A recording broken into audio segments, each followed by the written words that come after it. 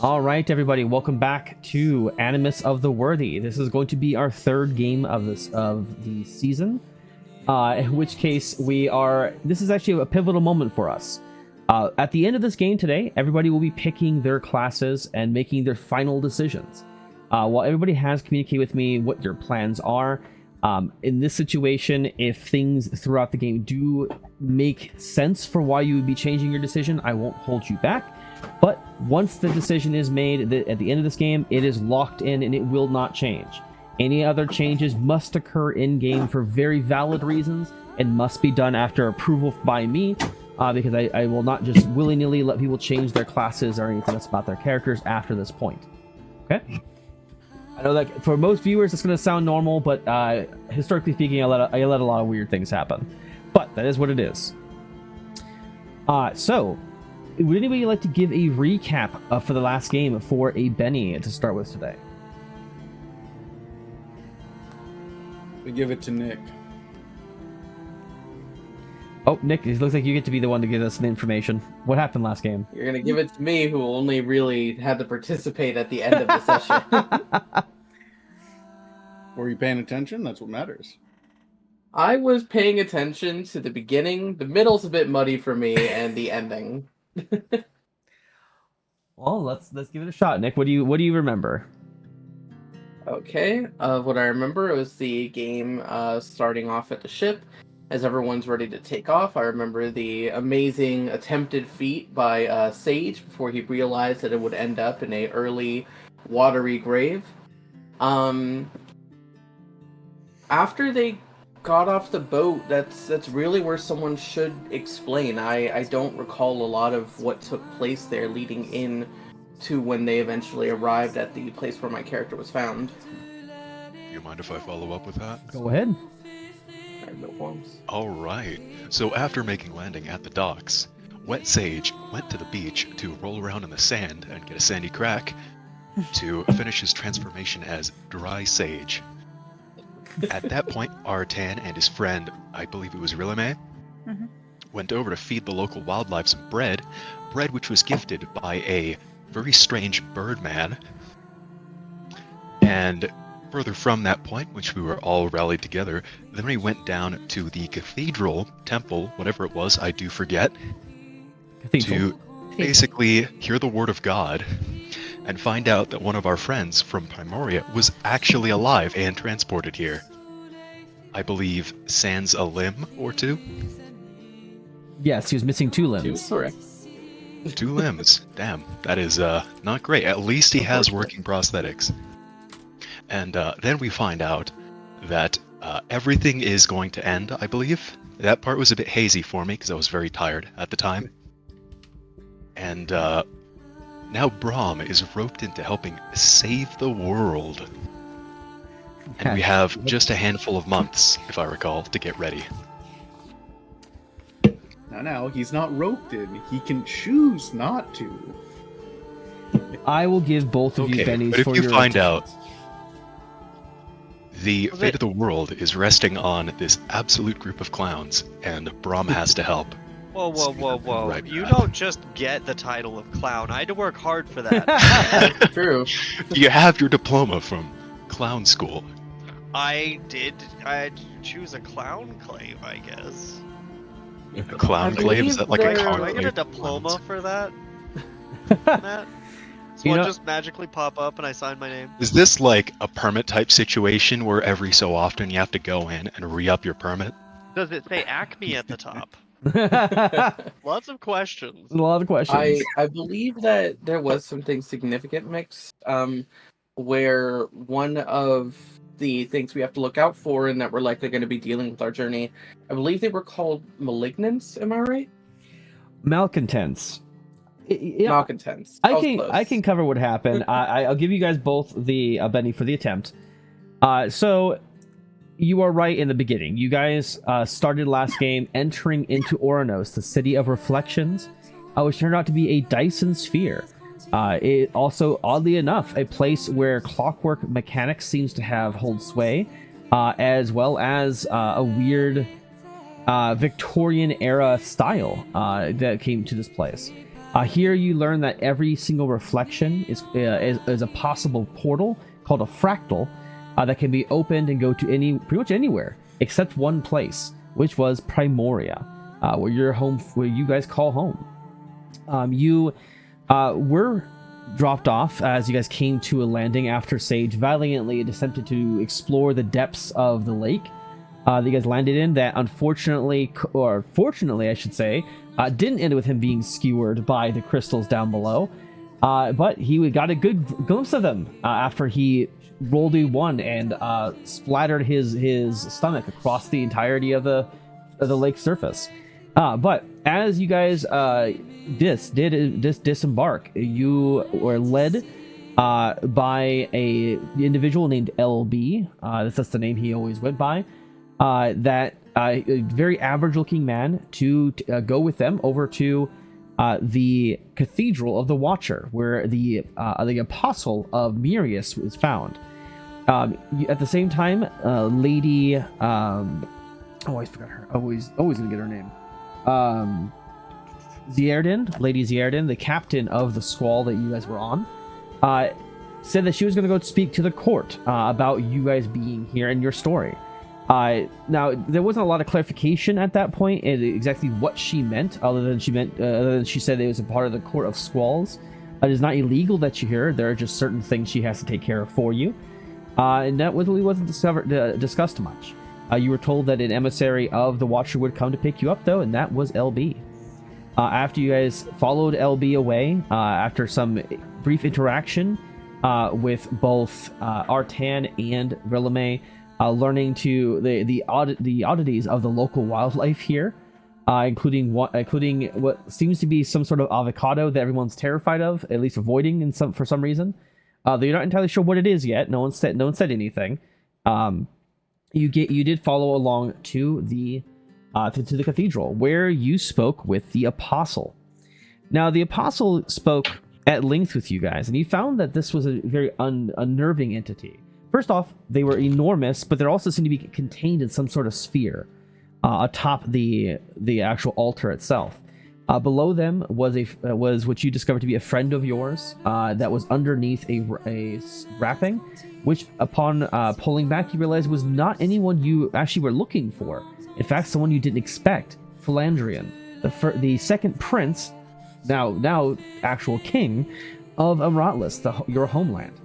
Unfortunately, yes, he was sans two limbs. I want to say it was the left lens, wasn't it? Was it, Nick? I believe so. Yeah. Wasn't the back one? I thought it was the back one. But it was the... No, it actually, I'm pretty sure it's right. Okay, so the right lens, the right arm and right leg, that had been replaced with some sort of mechanized limb instead. Definitely shoddy compared to the work of Amratlas, but then again, Amratlas was supposedly ahead of its time.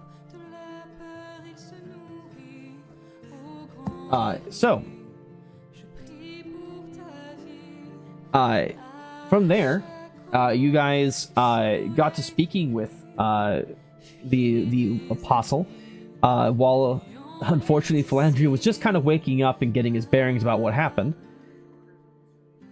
At which point, you guys learned a few things. One is that the malcontents were released. They were the original beings who lived in... God, it's not working today. Uno momento.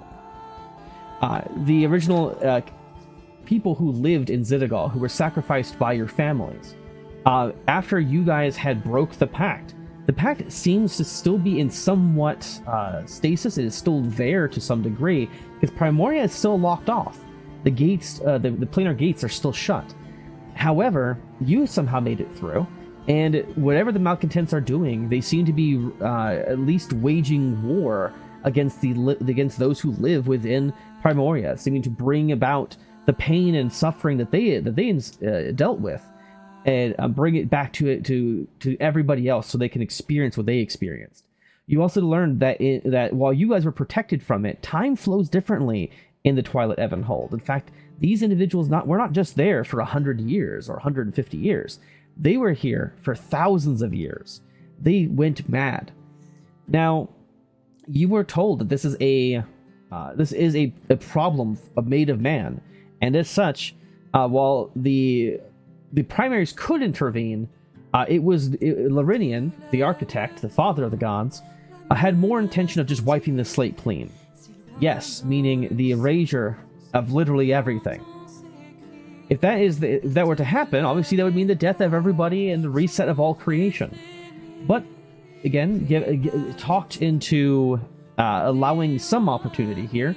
Larinian did allow that you have 2 years from the point of your test in order for you to try and deal with the malcontent situation, to bring it to heel and right these wrongs.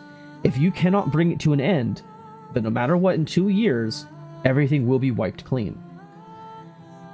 You are given 6 months to prove yourselves, but not only prove yourselves capable of even attempting this feat, but also that you're willing to commit to it. Because in the end, that is truly what's at stake, your choice. You can choose, instead of continuing on and facing off against the malcontents, to instead accept 2 years in which you can live the perfect life. You'll be given everything you want. You'll be able to live in any way you saw fit. But at 2 years, everything would start over. Everything wiped clean. You guys chose, instead of allowing this future, to instead take up the challenge and try to attempt to right what was done. So to do that, again, you were given 6 months. You will train yourselves, and you must pass what is called the test of the first dawning, or the bronze pillar test of the ascribed guilds, in order for you to move forward. If you do, if one of you fails, all of you fail. So everyone must pass for this to be complete. Now, Braum, as he's an outsider, was given a unique opportunity, and he could choose to walk away from this. He could very much choose to continue on and live his life for the next 2 years without any tie-in here. There was even some suggestion that he would never even know the difference. But alternatively, in those 6 months, you'd be given a different opportunity. The right to actually to go through and prove himself and save this world. This is a callback to the fact that scholars do have to go through what's called the Rite of Galix, specifically to make a name for themselves, not only amongst the scholars, but also across the wilds itself, all the planes.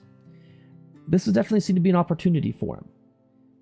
So, 6 months you were given to try and figure out what the game plan was, and to earn back the power that was lost from you, to gain back experience that was once bestowed upon you.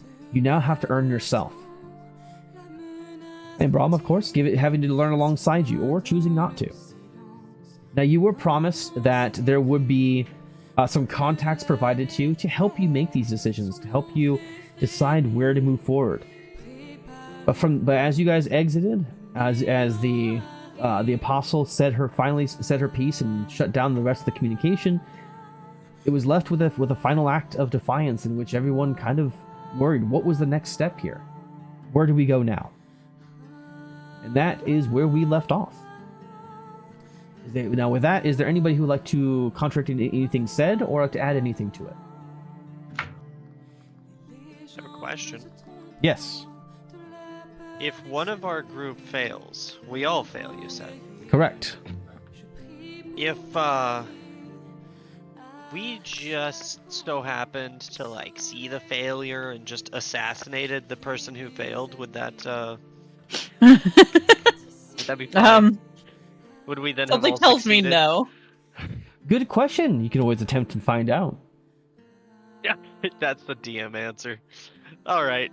I have a feeling. Do you really want to go through the whole reviving ritual? Which I'm surprised we haven't done yet. I mean, I'd be more worried about the consequences from the other party members. What do you mean? They'd be fine with it, right? Yeah, I'm sure nobody minds dying. Yeah, But- exactly. See, for the greater good, they would understand. I'm glad you get it. To stand all in the middle and say, "You all failed." Bang. Did we fail now? You pass. Well, damn, there's a failure in your group. No, there's not. Now there's not. I don't know. All right, so If I'm a gun, sorry, I'll say it later. If it happens, I'll do it instead. All right, guys. So the question is there any last-minute questions, comments, concerns before we get started on today's episode of the Animus of the Worthy? Nope. I do think I am good. All right.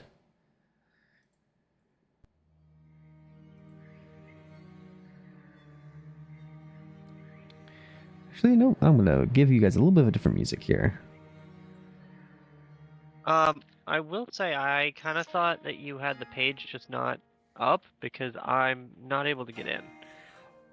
No, I'll send it to you. there's a different link. You changed it? Yep. Okay.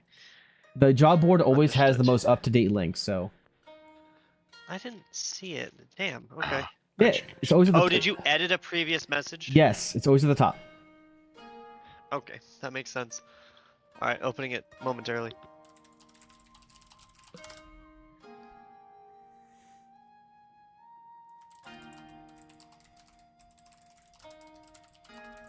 I'm guessing food's here. Be I surprised if it was here already. Oh my god, we have On almost its everyone way. with their cameras on. it's just on its way. I have no idea. All right. No, I right? just had my phone with it. I was in the pocket. I'm just gonna go. Nick does have a camera now. I just gotta give it to him. So, Echo. Show front door. all right. So, Whenever I look to the right like this is my second monitor. It's my TV. Yeah, nothing's I happening. have two TVs. It's on the right side. So I have Discord over there. I got the main stuff on the big one. Biggin. all right, guys. So let's go ahead and move and change screens now to other buildings. Unfortunately, I have a lot of bits of information here. Here we go. All right. And I'll go ahead and pause. Okay. So, welcome back to the Forlorn District. One of several different districts within Oranos itself. But one that actually has a establishment for you guys to visit. There are several inns within the area, but there are also some other places you guys could try and visit, including one which is Brom's home. Brom, I did change your the map for your home, so don't be too surprised when you see it. But my question would be is, as you guys are currently down here for this little symbol, which is the actual token of the for the group, where are you guys going first? Where would you like to go first?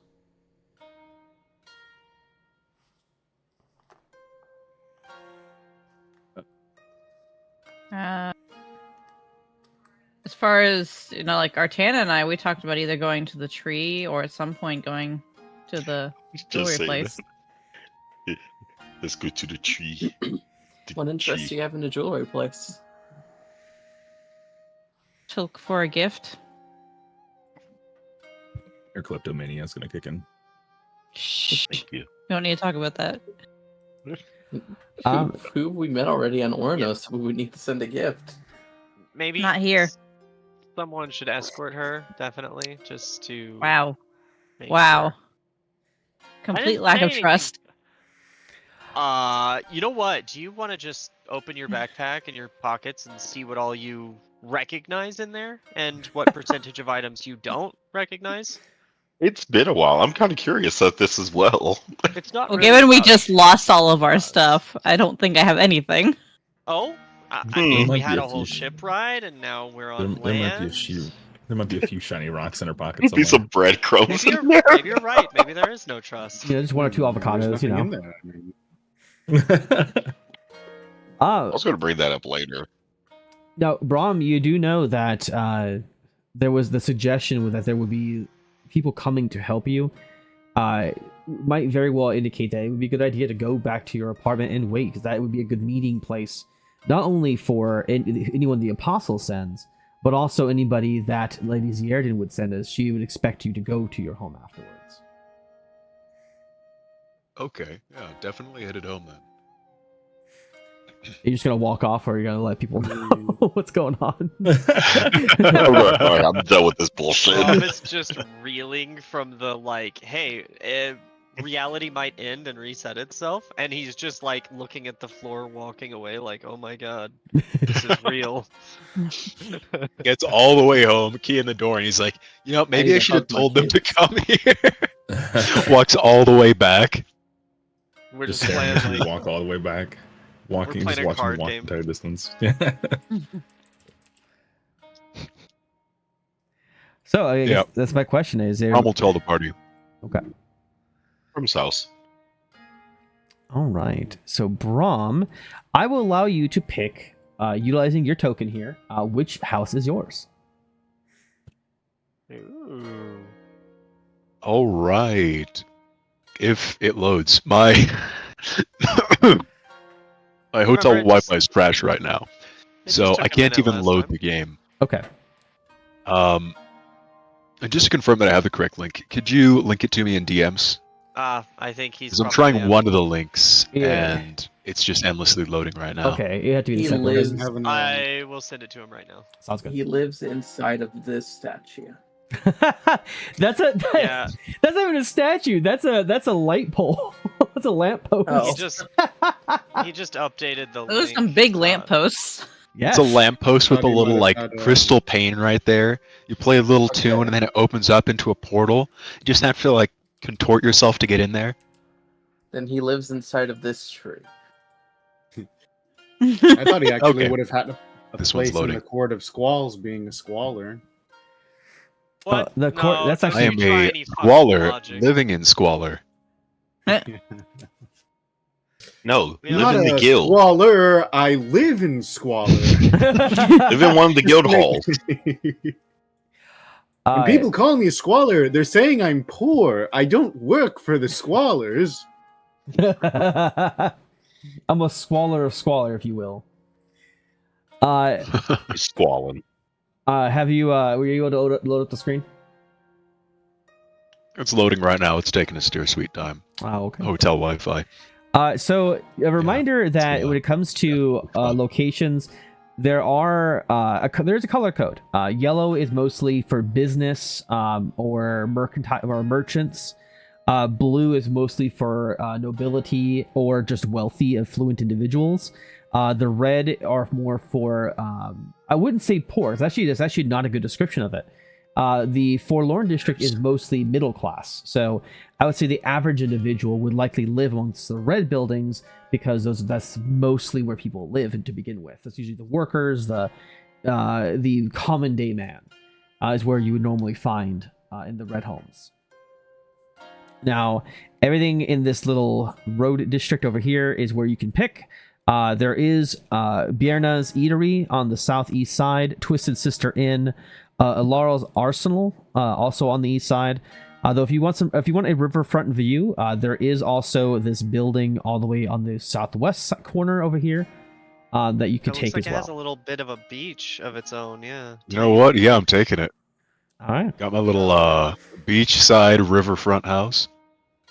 perfect. Oh, there's a watermill house all the way on the other end, though. Yeah. That's beautiful. Yeah, Oh yeah, and I can get a little sailing boat, little dock set up here. yeah. You're what that is. This must be on. Good. This must be on loan, right? Or are you actually incredibly wealthy? He gave one too many reach rounds, and they're like, oh, we got to give him something. But with if you guys, is there anybody opposed to going to Brahm's home? Not really. No, not really. Nope.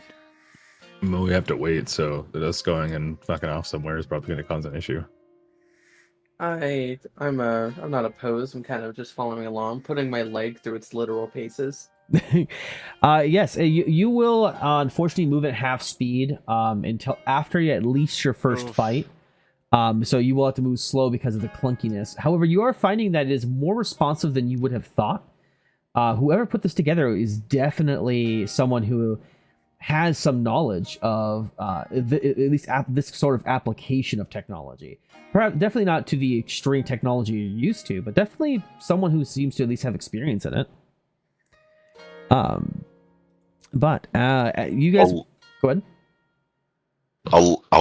As we're walking, I'll consistently look back at I'm so sorry. Felandrian. And go over and bow halfway and says, "My lord, would you like me to carry you on my back?" Oh my god. My lord. Thanks for the offer, really, and no need to be so formal of me when we're not even anywhere near our kingdom. I would rather get used to the steps on my own for the moment. It's not as if it pains me. I'm just not accustomed to this. Oh, Fair. so it I'll doesn't slightly bow and says, "As you put it." Also, I think the phrase you're looking for is Your Majesty, actually. What were you saying? He's John? much higher than a lord. What were you saying, John? His Highness. Rococo just goes, "Oh, so it doesn't hurt. There's no pain, no recovery. It's just foreign." Actually, Matt, could you describe the pain, if there is any? There is a pain, but it is like a phantom pain. It's part of you still, because of how fresh this is, still in your mind. I mean, again, it was only likely, it's been maybe 30 minutes since you woke up, and last memory you had was the pain of the damage you took. So there is that bit of the itchiness, that phantom limb pain, where you know you took damage, but it's just an echo of one. So maybe once in a while you reflexively reach to scratch on something that's just simply not there.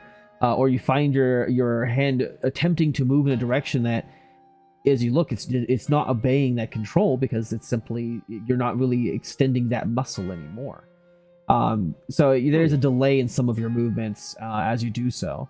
But again, once you're aware of it, like once you're like, hey, yeah, that's I don't have that arm. This is the arm I have. It seems to obey your movements really smoothly.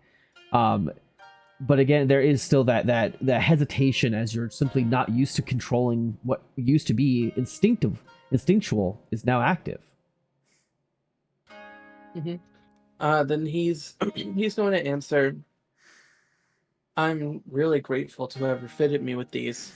I'm not going to say that there's no pain, but rather it's like the ghost of one, tinging at something that can never really be anymore. But I don't feel the pain of my initial wounds nearly as much as I thought I might. I see. So there's still gonna be a lot of getting used to it then. Seems like it, yeah. All right. As they start walking about 10 or so steps in, Rococo tries to trip him. Is there a way Sage could possibly try to stop that? I will let you roll your dexterity checks against each other. Just a simple dexterity check. Okay, we're gonna call this a counter trip maneuver. If I roll higher, I trip Rococo before she can trip Felandrian. Hey, sounds good to Sure, me. that's acceptable. That sounds about right. If you crit fail, though, everybody's gonna domino. Oh god. I'm so about it. Let's see. You said just Dex? Yeah, just a dex check. Can I happen by chance to use Oh. the perception at all to Oh, make sure this isn't no. going to happen? Oh, it's gonna happen right in front of you guys, whether you notice or not. But I don't want to be a part. I just want to watch it happen. oh, it's happening. Dexterity. It's so good. I can't wait. Oh. Oh! Wow, no way. Oh my You know what? god. Oh, we're scuffed. High or We're low? starting out strong. High or low? Good for you, Felandrian. I'll go high. I won the Dex check. Why is? Oh my god. All right. 64, okay. So here's the thing. Do you want something funny or do you want something semi-realistic? We can go funny. I think that was the intention here. All right. Yes. So Definitely not Rococo just being a bully. as you are walking, there is a sudden flash of movement, which catches you a little by surprise given your focus on trying to just move your limbs. And you look up and you can see both Sage and Rococo have moved towards you at rapid paces. And there's a clank followed by a little yowls of pain as both of them try to kick you in the shin and kick each other's shins instead. Wait, whoa! I think we misunderstood. I was trying to trip Rococo before Rococo tripped Felandrian. Yes, I understand. But you guys moved at such close speed that you guys collided, literally in the center, drawing a complete stop. Holy shit! And you can continue moving, and you'll just like separate them. But it is clear that that somebody was attempting to do something to you, or they're playing hacky sack with their feet. Yeah. Okay, it's just that you said they both attempt to kick you. I was like, wait, no. It's what it might look like, right? It's what it might look like. That's fair. Yeah, that's totally fair. Yeah, so we both mutually beef it. Yes. And so while we're on top of each other, I just go, this is a draw. This point goes to neither of us. That is, unless you consider us both winners for the situation. I step over them and say, "You two are children, I swear." I'll Would help you them both up. like me to give you the benefit of the doubt and assume you were testing me? Well, yes, sort of. I mean, the best way to learn is with action. And so, if I failed to trip you, then you would have achieved more mobility and understanding of your limbs. And if you failed, there would have been a lesson learned, and I would have helped you back up. And I would also add a point to my total.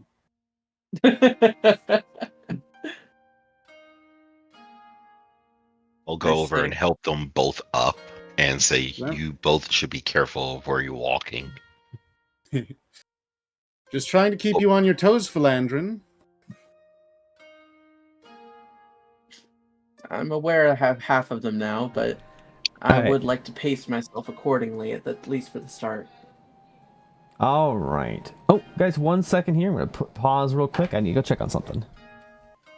All right, guys. So you were heading over to Brom's home. So let's go ahead and take a look at what he was able to afford on a squalor salary. Yes. Oh, wow. Oh, luxurious. You got a bar? Yes, he does. In fact, you actually have 6 to. flipping tables? You guys actually have to go up to the second floor in order for you to even enter the home. You guys see a pretty large home. There are a total of 4 bedrooms with a dock, a actual patio out back. Yes, a full bar, hearth that is absolutely usable for cooking or burning interesting chemicals. And there also is a quite extensive basement as well. You guys can see the top floors have those 2 rooms. The bottom floors do have 2 bunk beds.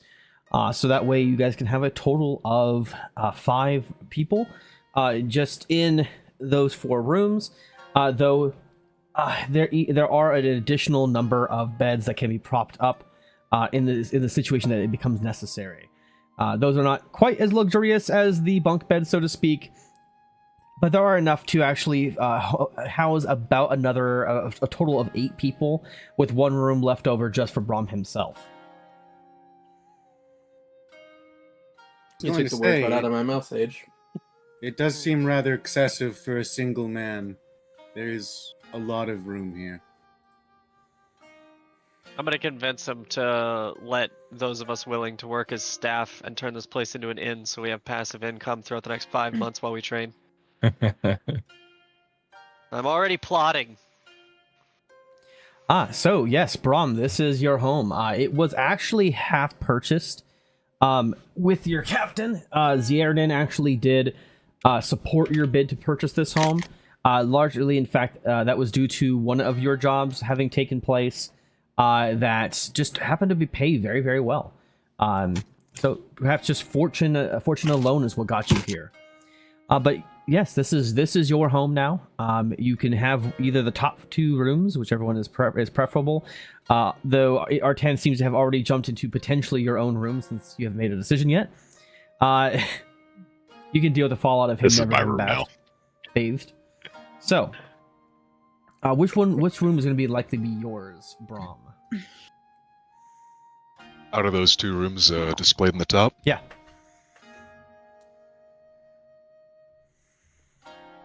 I'm gonna judge you very harshly based on this decision.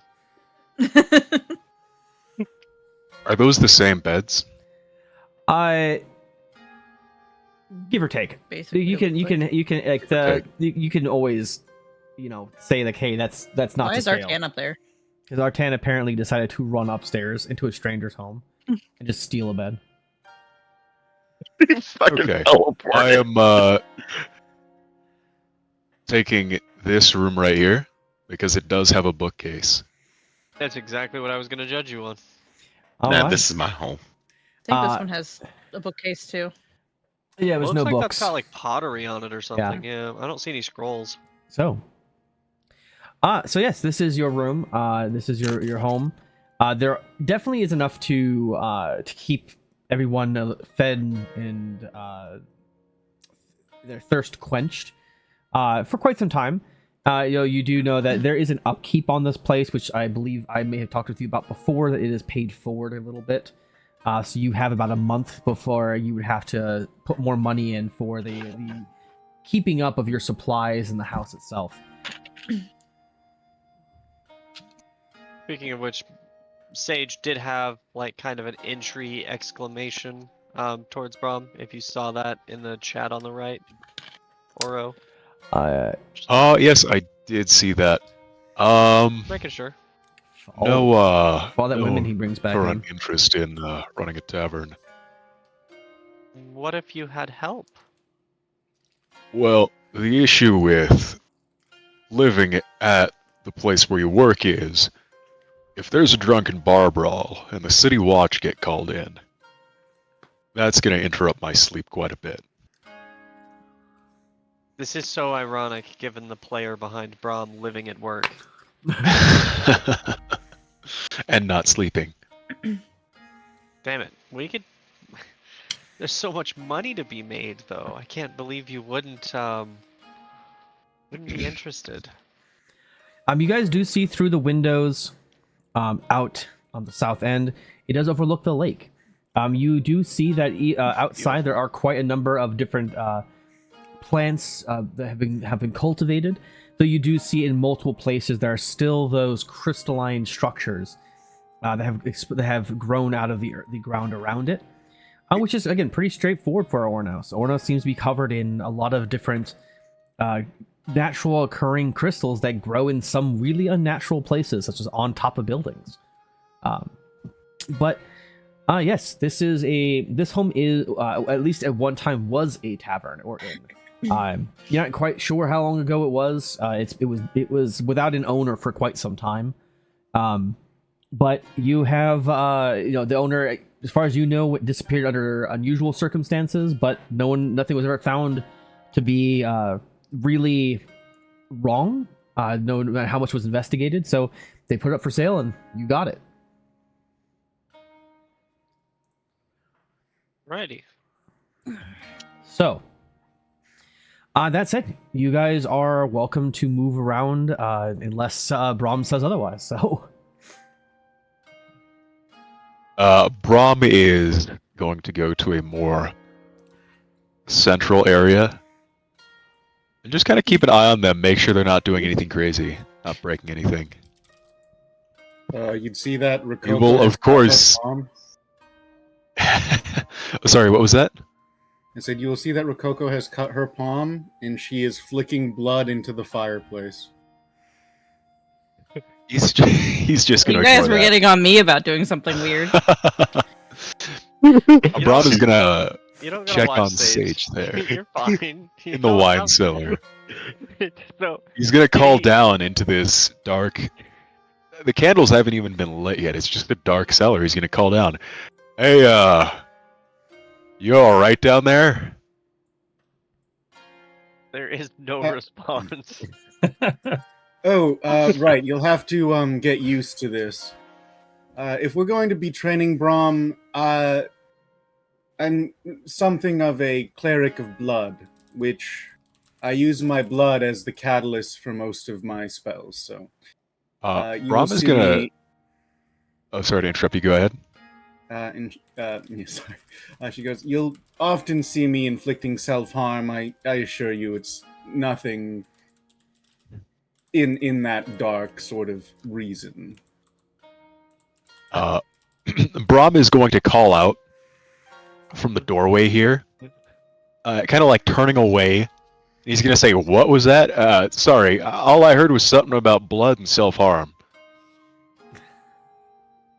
I cast magic, or I used to channel my magic through my blood. I'm seeing if there's anything left.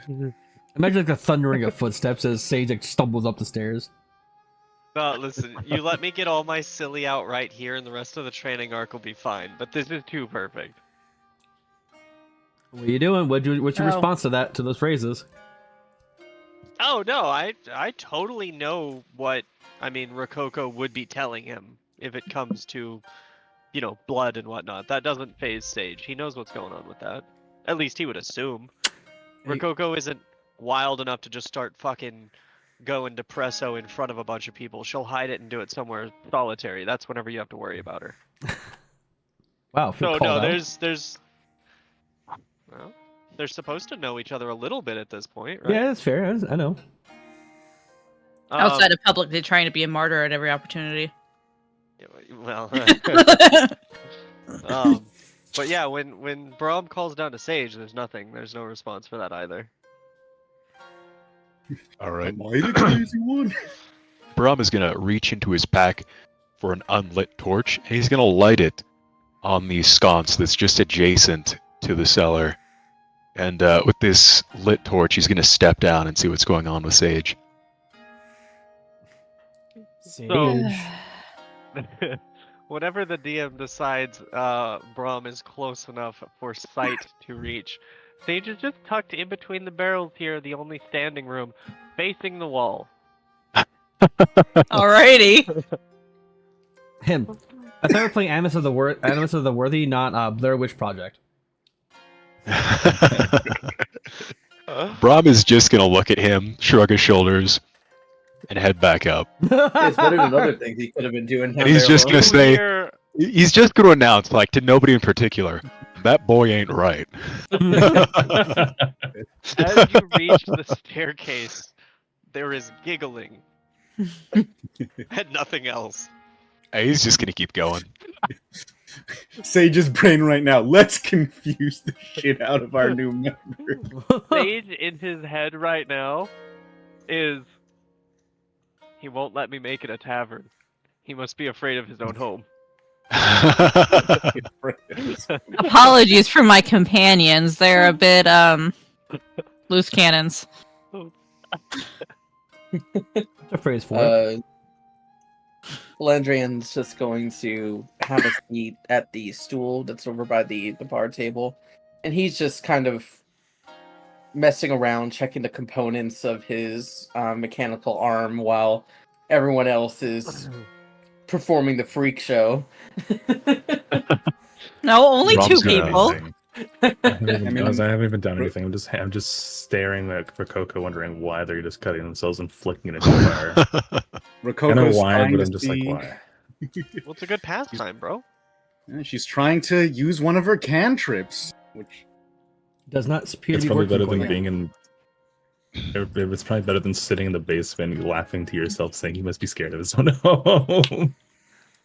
One thing I will say to Felandrian, as you are looking over the equipment, you do find a bunch like rolled up and kind of like wedged into a space.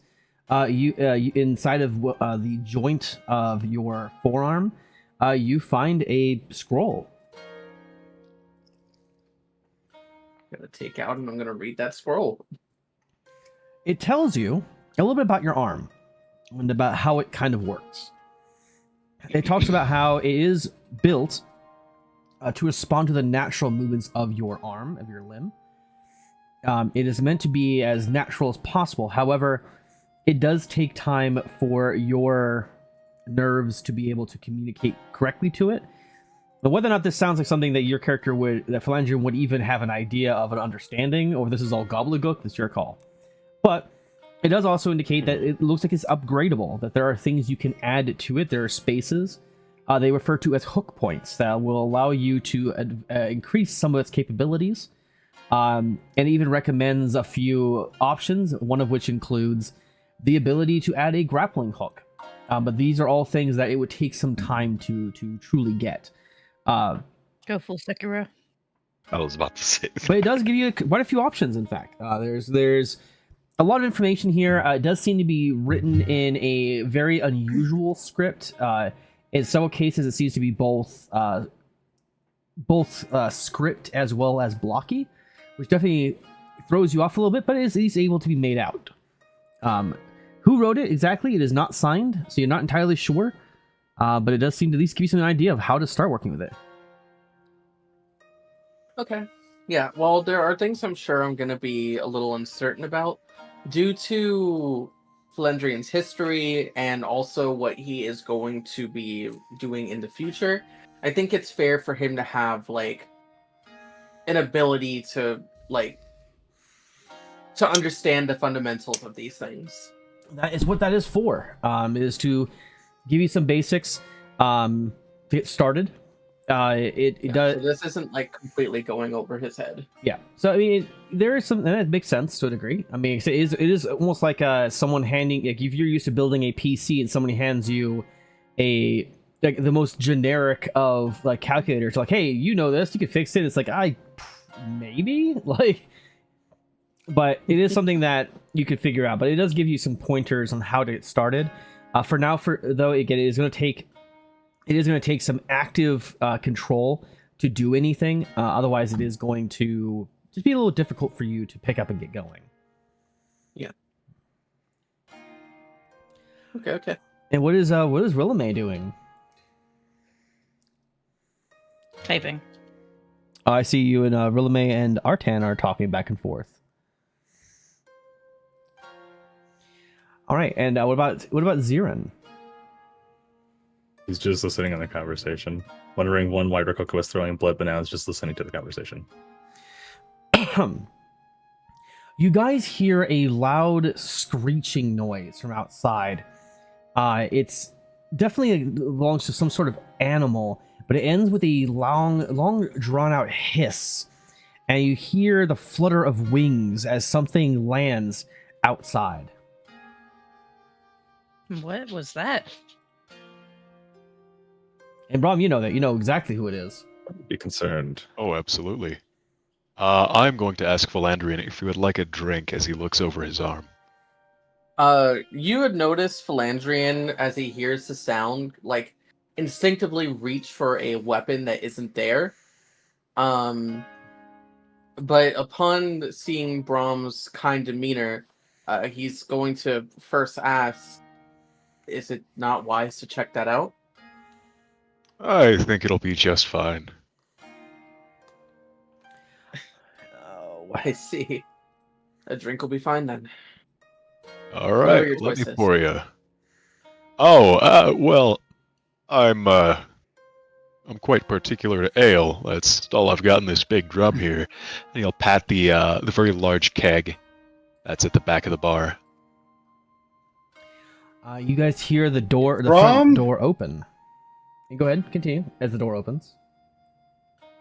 Brom, I think I need bandages. This usually doesn't happen. Her entire palm is just dripping blood everywhere because usually her small wounds are supposed to close up back when she had, her blood cleric powers. And she goes, I think I need bandages. God damn it. He'll look behind the bar. He'll first pull out a beer mug, fill it up with ale for Felandrian, and then grab a bar rag and head over to Rococo.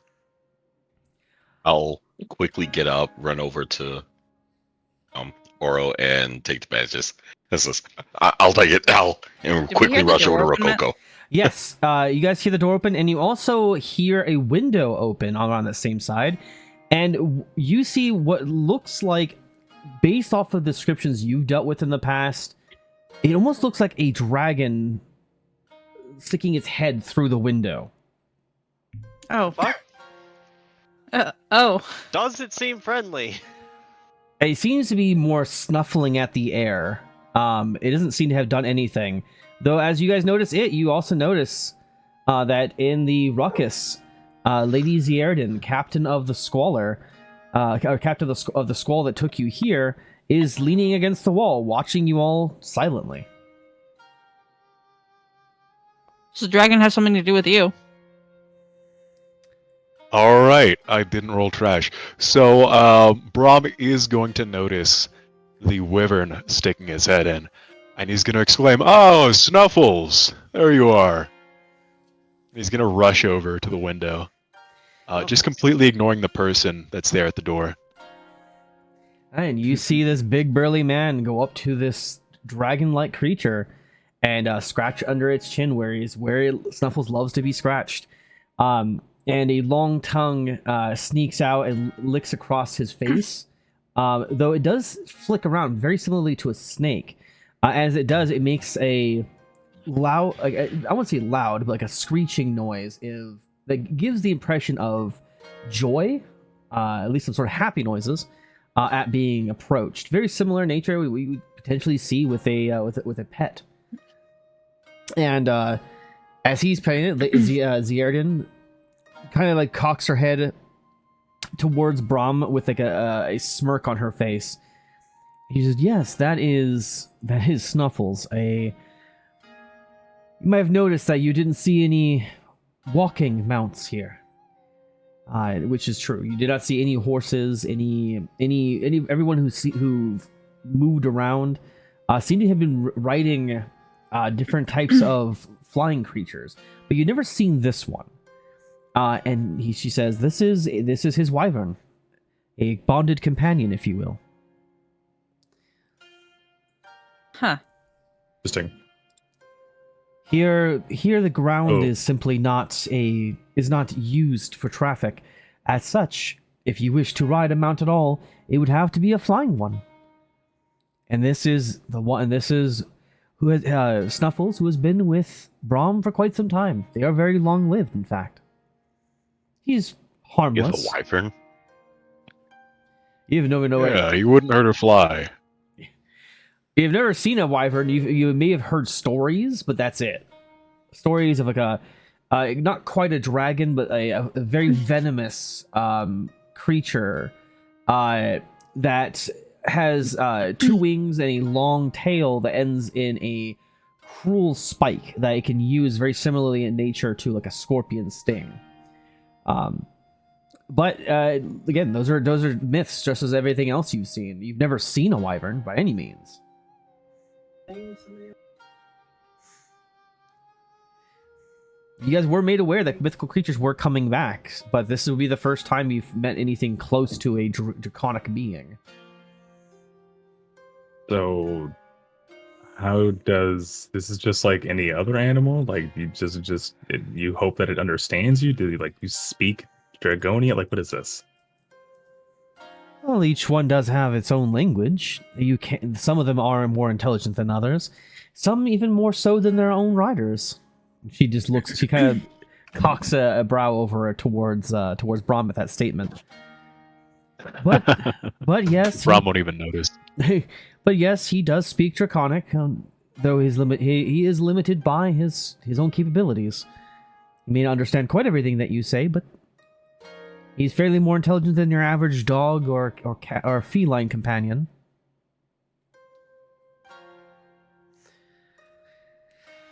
I don't think I know Draconian, so I'm not really going to be able to say anything, but I'll just nod and go. I don't know if I should be impressed or terrified right now. I see that it wouldn't in no short time at all that it seems that some of you have injured yourselves.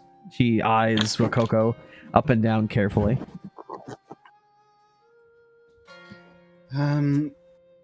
Well, it's a process. I'm sure I'll likely. Do you have primalists here? Yes, we do have the primalist pillars. There are a few who utilize blood as an art. Then I'll probably need to get some personal lessons. I've been on training wheels, I guess you could say, up until now. I see. Well, I'll let Brom in. It has been several weeks since the two have met. I suppose I can try to fill in his stead as he enjoys himself. Oh, sorry, what was that? I just heard my name called. Hello, everybody. How was your visit with the apostle? Everything go okay? We snagged a pickup. Apparently he's bruised, beaten, but he still works. Just went over to Felandrian. Honestly, I think Brahm can give the perfect interpretation necessary for someone of your stature. Looks at Brahm. Just go be real that bad, he yo. Yeah, thinking he knows what he should say, right? Because we don't know the culture here of what we should and shouldn't say. I may be bruised, but I resent beaten. I did win my fight at least. Okay, I take that back. Bruised. Maybe he's still working. We'll see. Thank you. Oh, never mind. So, Back. yeah. So, well, I have heard a little bit. Brom, all I ask is that you give a report by the end of the day. I don't need to have a refresher course right now. That is not my purpose.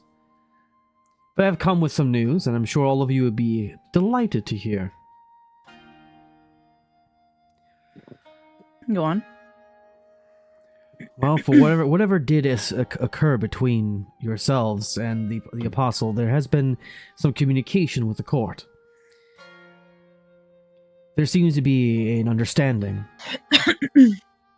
Now, with the apostle's words, your stories have checked out, and that does leave you all in an interesting situation. You have information to provide that can be quite a world changer. And as such, the court is willing to offer financing to your future endeavors in exchange for the information you do know. If you choose to accept that particular request, they would pay you a total of 250 chips apiece in order for you to buy your own gear and your own desires.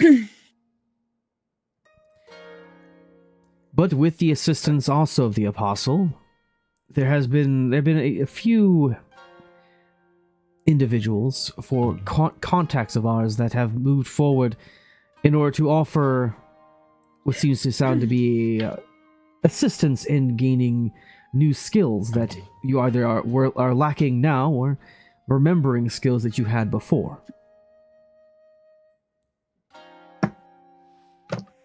Sounds agreeable. Is there a catch? That's a good question. Oh, well. Let me see here. Well, right now I cannot promise you what exactly your intel will do. I don't know what the court will utilize the information for. So, asking us to be responsible for it would be quite foolish. I have no control of the intel that is provided, but it is with the understanding that any information provided will have to be double checked with the apostle to ensure accuracy. Along with that, go ahead.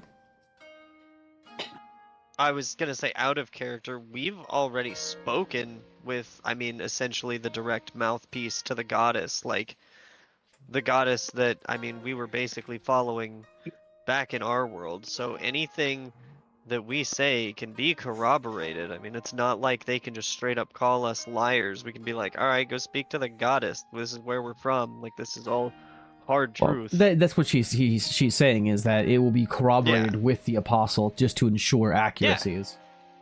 She's not saying that you're Exactly. lying. It's more, she seems to say as like if it's Just expected. that they want to know what's going on. Yeah.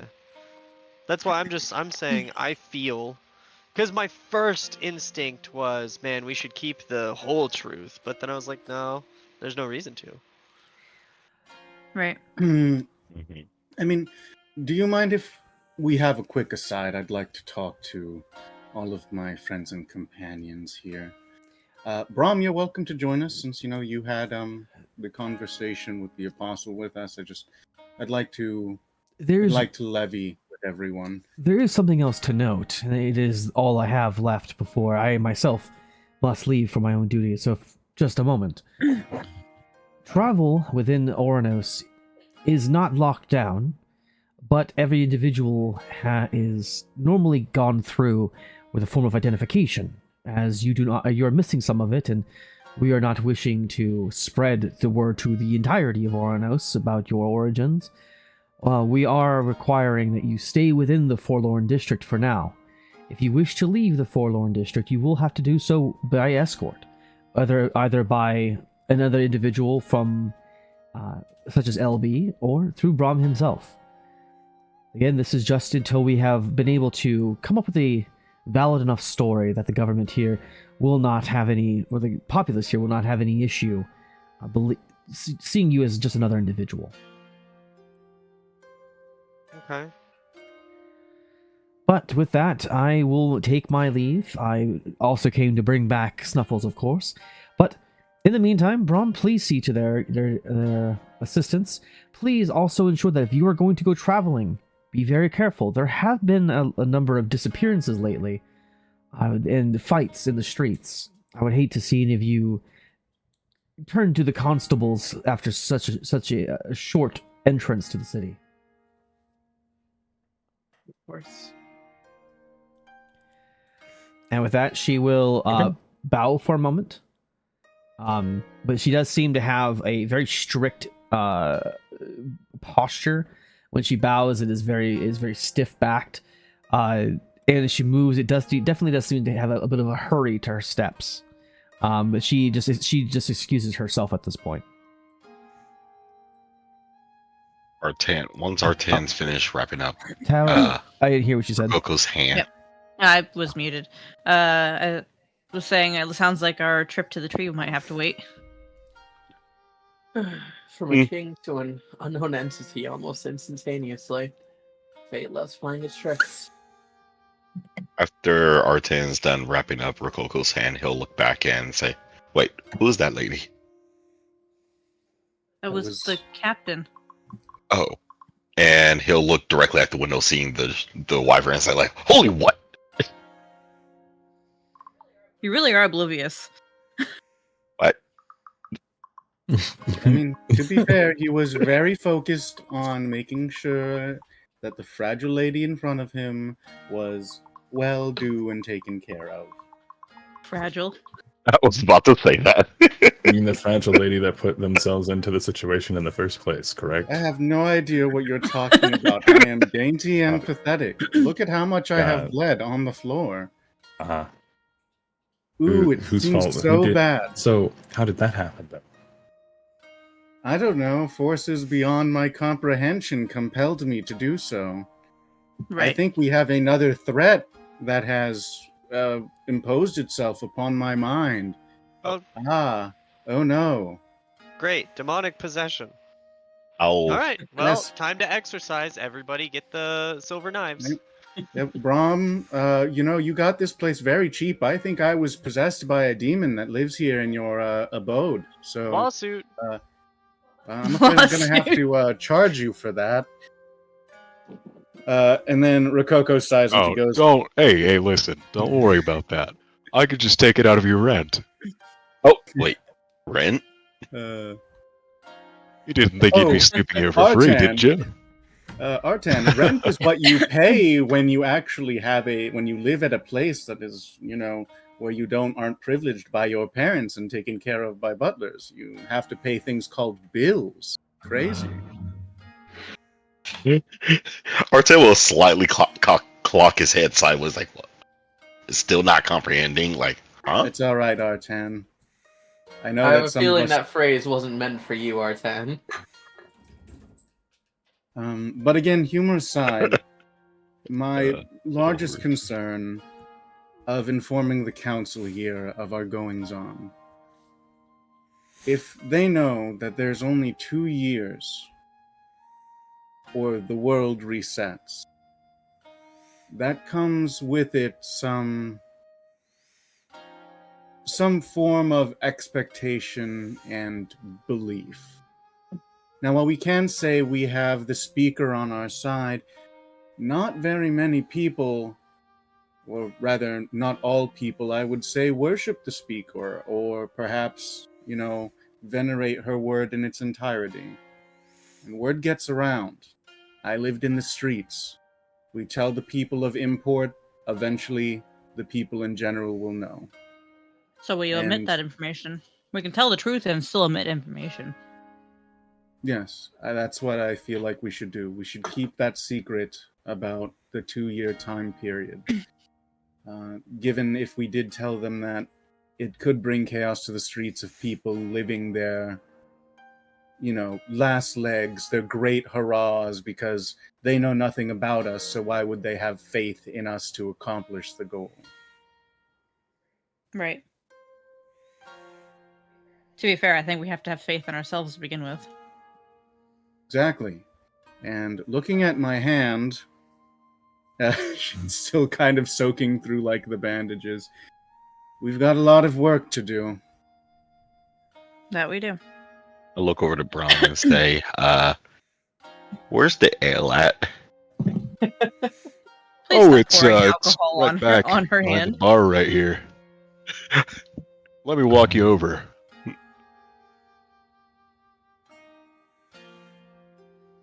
I'll grab. I promise Felandrian pouring the more Scot. alcohol on it won't That's- stop from Oh being. no! That's not what Just it's like for. treating this wound with ale that's on tap and then crusty bar rags. I'll give the Sure good hope old this doesn't Bartender get special. infected.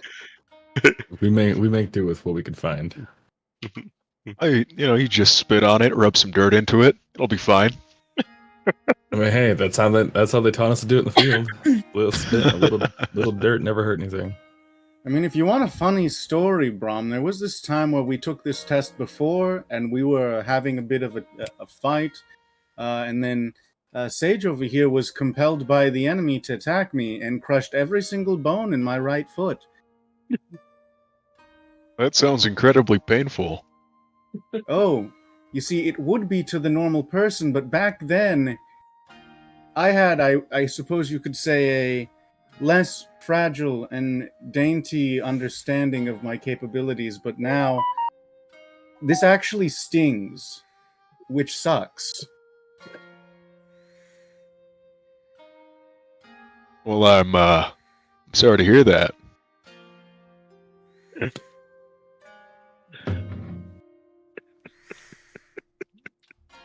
What the? And remember, Sage, not your You fault. okay, Matt?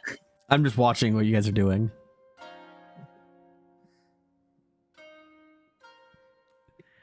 Hey, I'm letting you guys I didn't roleplay know here. He showed me where it is. I forgot to take the cup to go fill it up.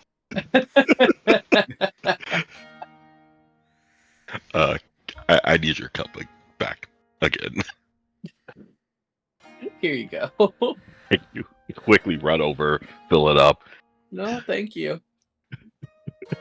and run back over, almost tripping, just tipping like, oh, okay, here, I got it for you. Do you drink, Artan? I haven't drunk since Drink. we were with. You were raised better than this. What are you, some country bumpkin? I haven't drank I haven't had a drink with anyone since I was about to say Gantar. Yeah. I'm forgetting names today. Wow. It doesn't help that every one of G's characters' name starts with a G. It's Gantar, right? It is Gantar. Okay. Ghibli Gobbly. God damn it. Love that dude. I haven't had a drink. Or I haven't had to drink with someone since Gantar. But yeah, I'm down for a drink. Once he hands Felandrian the cup, he is going to drink some, hold himself still for a moment, and then hand his cup back to Artan to finish it if he likes. I'll take it. Take some. And I'll look my head back and say, like, this is it's better than nothing. And chug it down.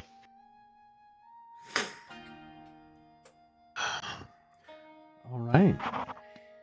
Well, as you guys are chilling around and taking stock,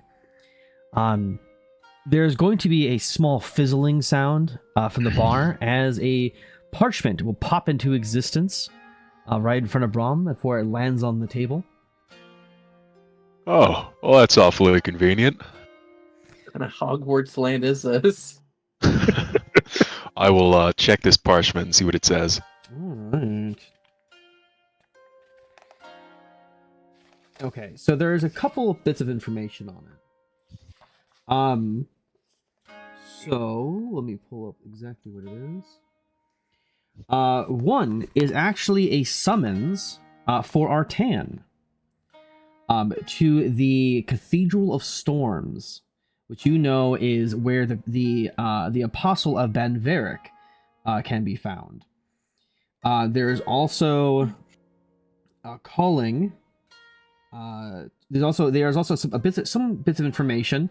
They're given some historical information given about the people in the room. There are a couple of people who would be willing to offer some training for particular skill sets. One is named Volzul, which is which you recognize the name.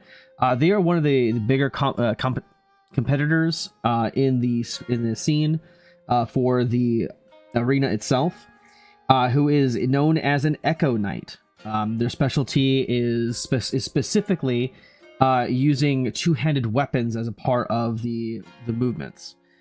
There is also talk of someone named Zafina, who is actually a paladin of, funny enough, a very unusual type of paladin who represents the god Velindel, the primal Velindel. Now, this is definitely unusual given that paladins, for the most part these days, serve the primaries. There aren't very many that serve primals anymore. But the Velindel was a former primal of nature. Now Velindel is still around. He's just lost a lot of his reputation and his standing amongst the primals. But he does still have a couple of chapels. Now, that being said, Zafina has specifically requested to meet Zirin. By name, asks to speak with Zirin.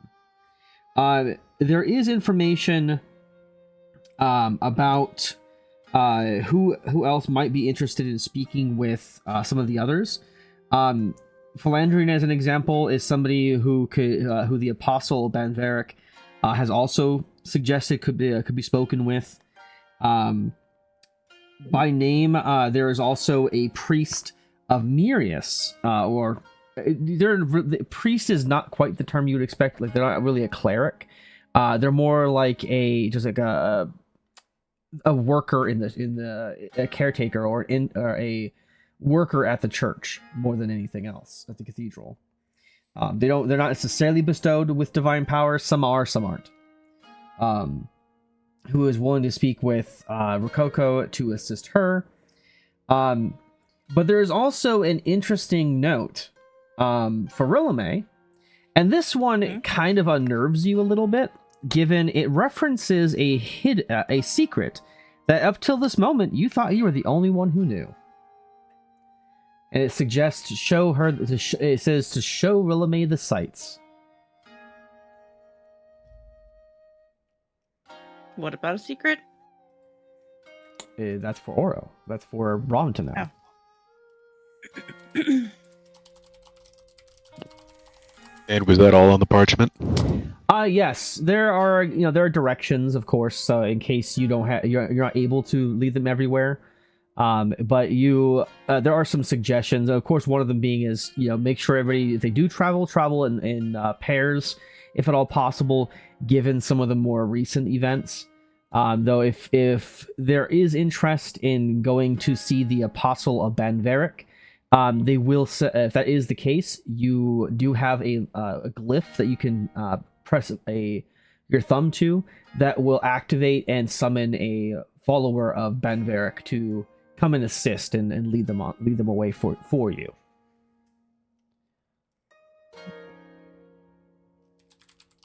Okay. Well, first and foremost, I'm going to very carefully tear off the piece of the parchment that is meant for Artan, and I will walk over and hand that to him. Okay. Artan is And just then, having this. Oh, sorry. Oh, no, you're fine. Go on. I'll turn around while in midst of conversation and say, "Ooh, wait, what's this?"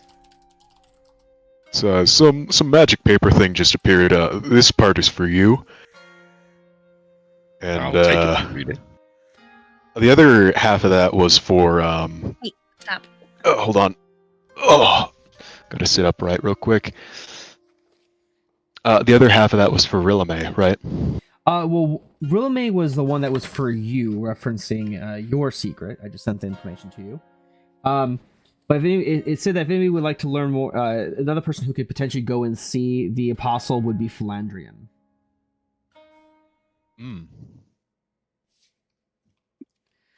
Whereas there is an individual looking for Zirin named Zafina, which is currently located at the arena, as well as I'm trying to find the information here. Which Zafina is the war priest of Velendel. As which, do you remember the name Velendel, Zirin?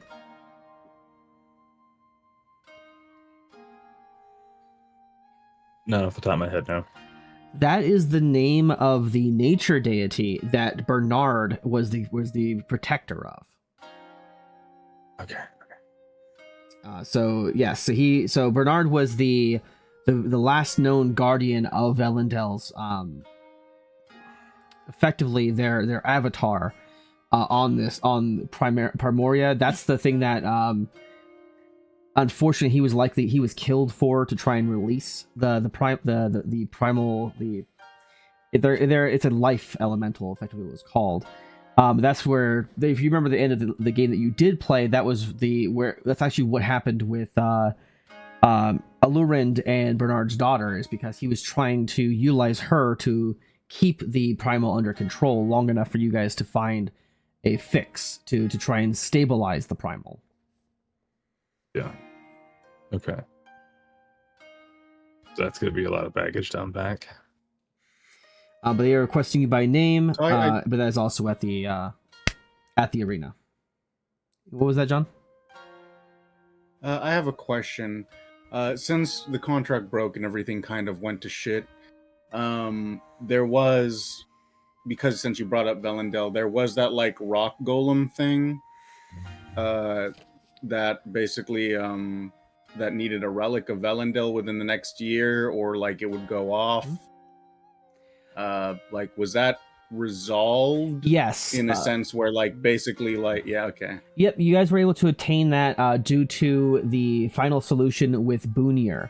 After Bunir and Rilame were married, Rilame was effectively given the stewardship, of the family's fortune, she was able to go into the crypt and actually take back a very powerful relic that served that purpose. It originally did belong to Velendel, that it had been stolen and was used as bartering tool for the family. Well, now that they had the Amaryllis family's backing, they no longer needed it. So that was taken care of, but that was the I don't have the name of it, but it basically the life-based elemental that was served as the avatar for Velendel.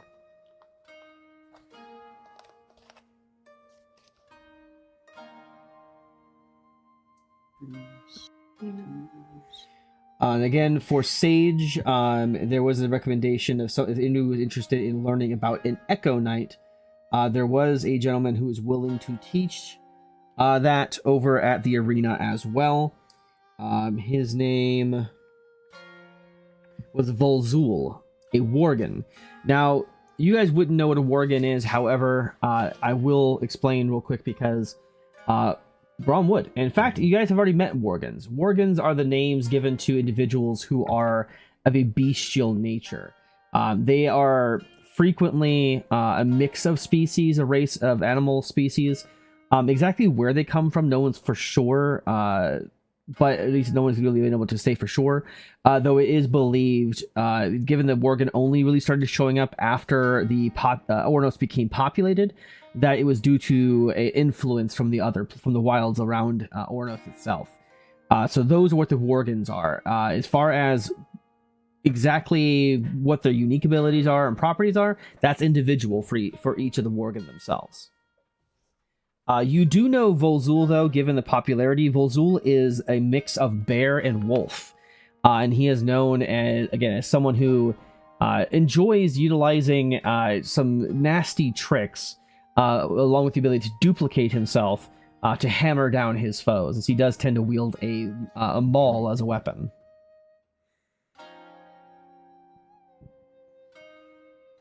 Hell yeah. Okay. On the topic of all the information that was just given, there was the little sigil that Brahm was given that would summon an apostle of another god. Not summon an If someone apostle, it would've was just- a caretaker. If they were to summon Or someone a who would caretaker, escort you. right? To take us to them. Yeah. What was that the god of? Was that the same one that we were talking about? That Bernard was like. No, that Or is was that so. a different one? Nope. So when it comes to the apostles are only representative of the primaries. Velendel is a primal. Right. So that was Banverik, Banverik of the Tempest. He is known as the god of the primary of the elemental force of struggling, the primal force of the struggle, a representative of nature in its all its forms, the struggle to survive and overcome. Also the primary of war.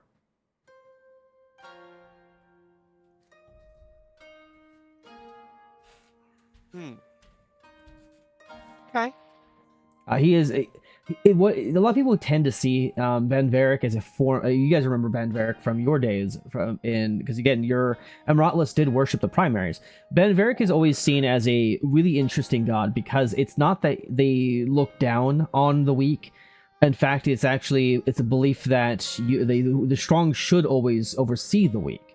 If they have that right, then what they choose to do with that is up to them.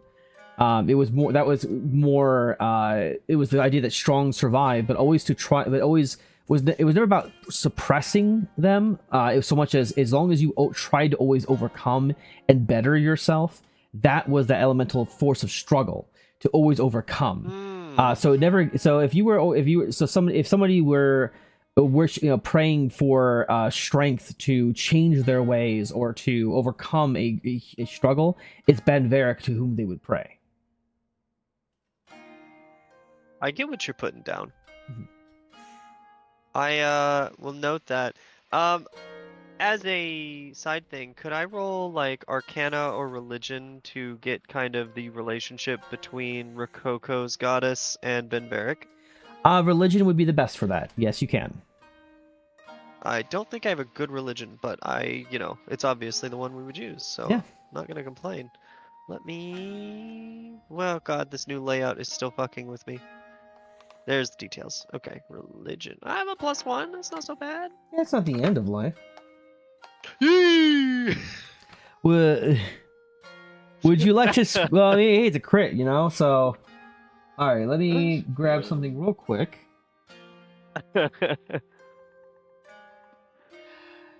So, okay.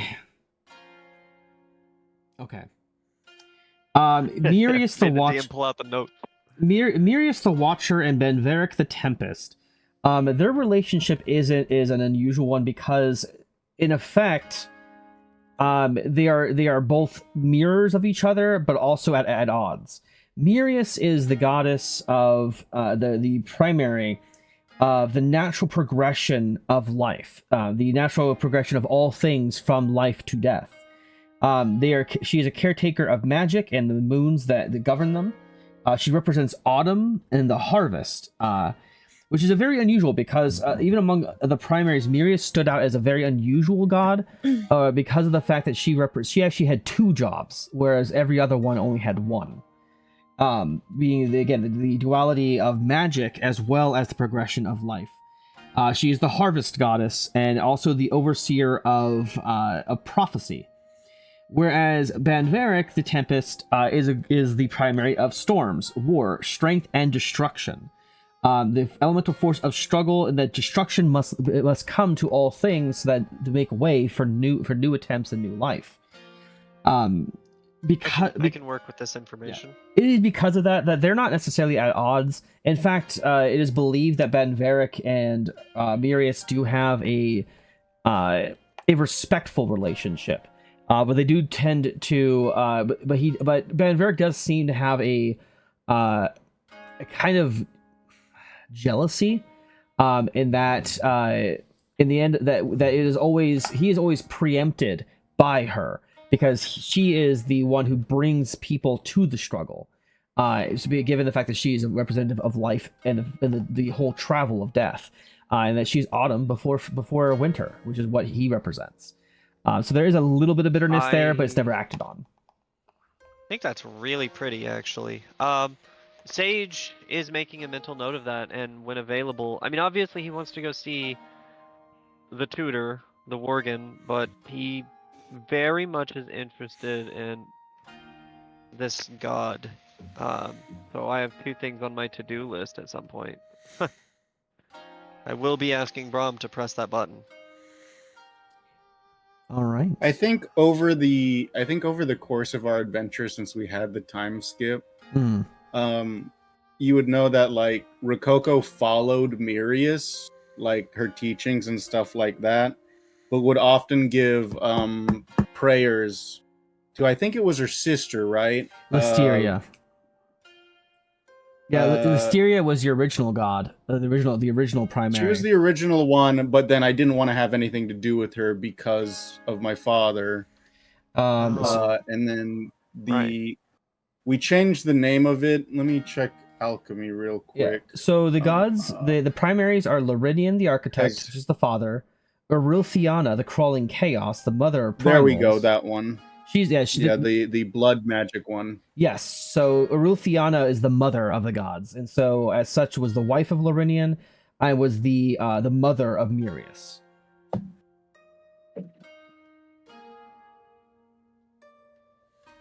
Yes, she is the god of primal magic and blood magic.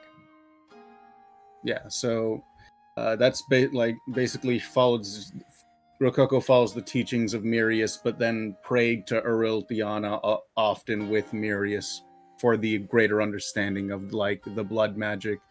And then that's how we came up with our custom cleric domain, where it was basically the blood moon domain. Mm-hmm.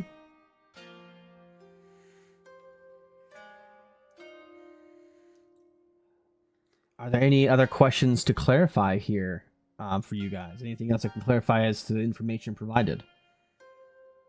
I'm pretty sure I have no idea who the person who mentioned me was, or the person they wanted to speak to me. Yeah, because you don't. I think I'm good. You know who Banverik is. Again, you know that. But the suggestion for you was to speak with the Apostle Banverik, the same as what was suggested for Artan, because Artan was directly requested, but the offer was also extended to you as like, if you're interested, here's a path you can take. Okay. Is the sigil on like Artan's piece of paper or on the full sheet? It's on the full sheet. It would have to be Braum who Okay. activates it. Gotcha. Never mind.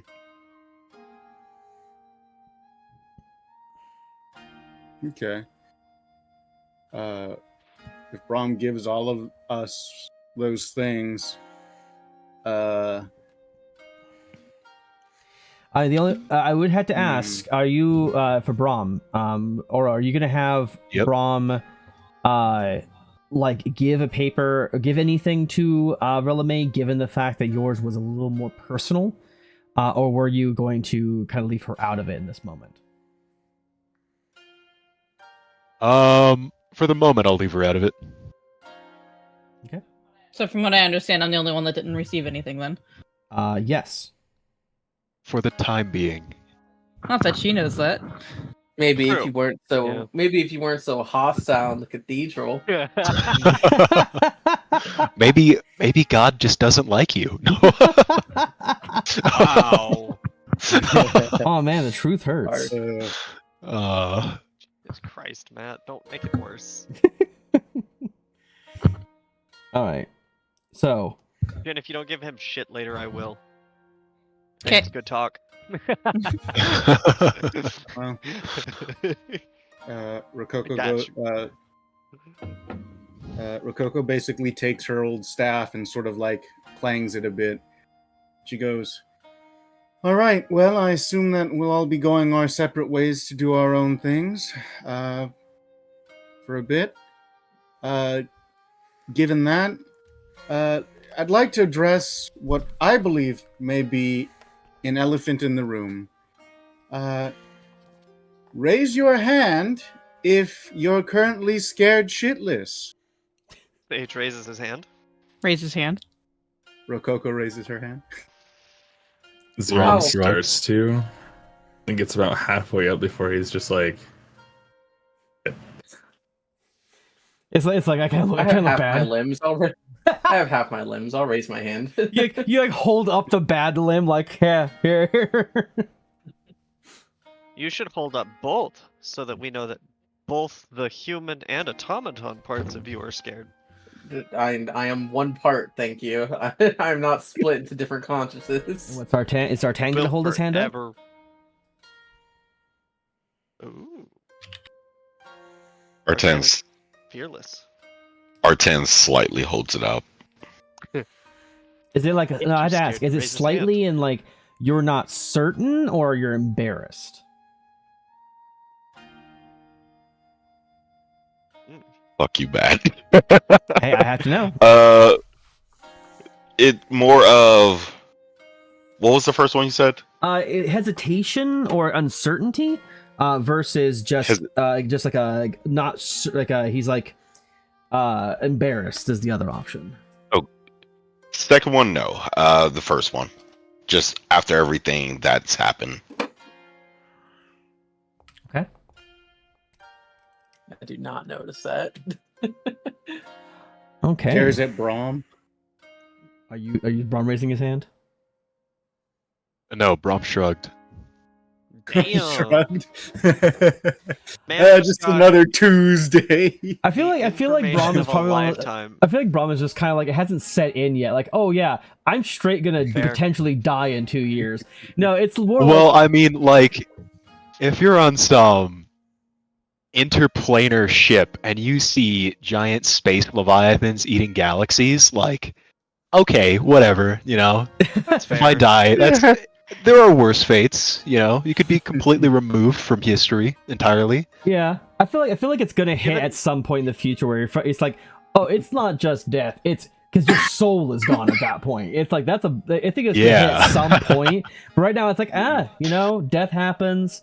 It's weird. Later on, it's like as like the quiet of the night sets in and the existential crisis starts coming out. That's when you'll know, because you'll hear like a mild mewling noise as it sets in and he gets a little scared. It's gonna be like 3 in the morning. He's gonna wake up at night and he's gonna be like, "Oh, wait a minute! Oh, god damn it!" Screeches screams. You know what? To change my opinion on that one, I'll raise my hand. But now for the fact of I'm scared of what's about to befall for us, just different reasons. Okay. To get. And then, Sorry. did you have something to add first, though, before I go into the spiel? It was just a little bit of perspective on mine and Sage's outlook on the fear thing, but it can be skipped. It's not really important. All right. Well, Rococo then looks at everyone with an 18 perception, walks up to Rilame, puts the not bloodied hand on her shoulder, but was about to put the bloodied hand on her shoulder, and is like, wait, no, this one. And then she goes, well then, let that fear be the thing that unifies us. Because no matter how far we are, we all know that all of us are afraid. And that we're all going to get through this together. No matter how we may change within the 5 months, we all know that the one thing we share is this fear with each other.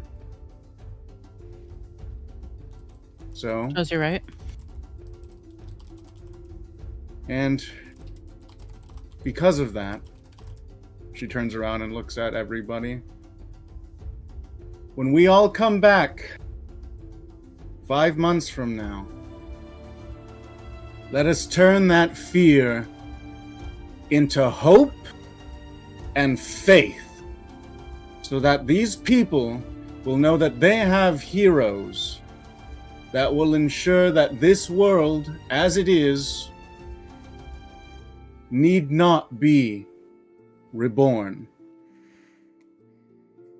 And let us succeed where our families failed. Also, be super funny. I told you not too long ago that if I find a way of turning that fear into strength, I'll let you know. That still applies. It goes for all of you. I got an idea. Dude, Sage is absolutely fucking enthralled by that speech. Holy shit, that was awesome.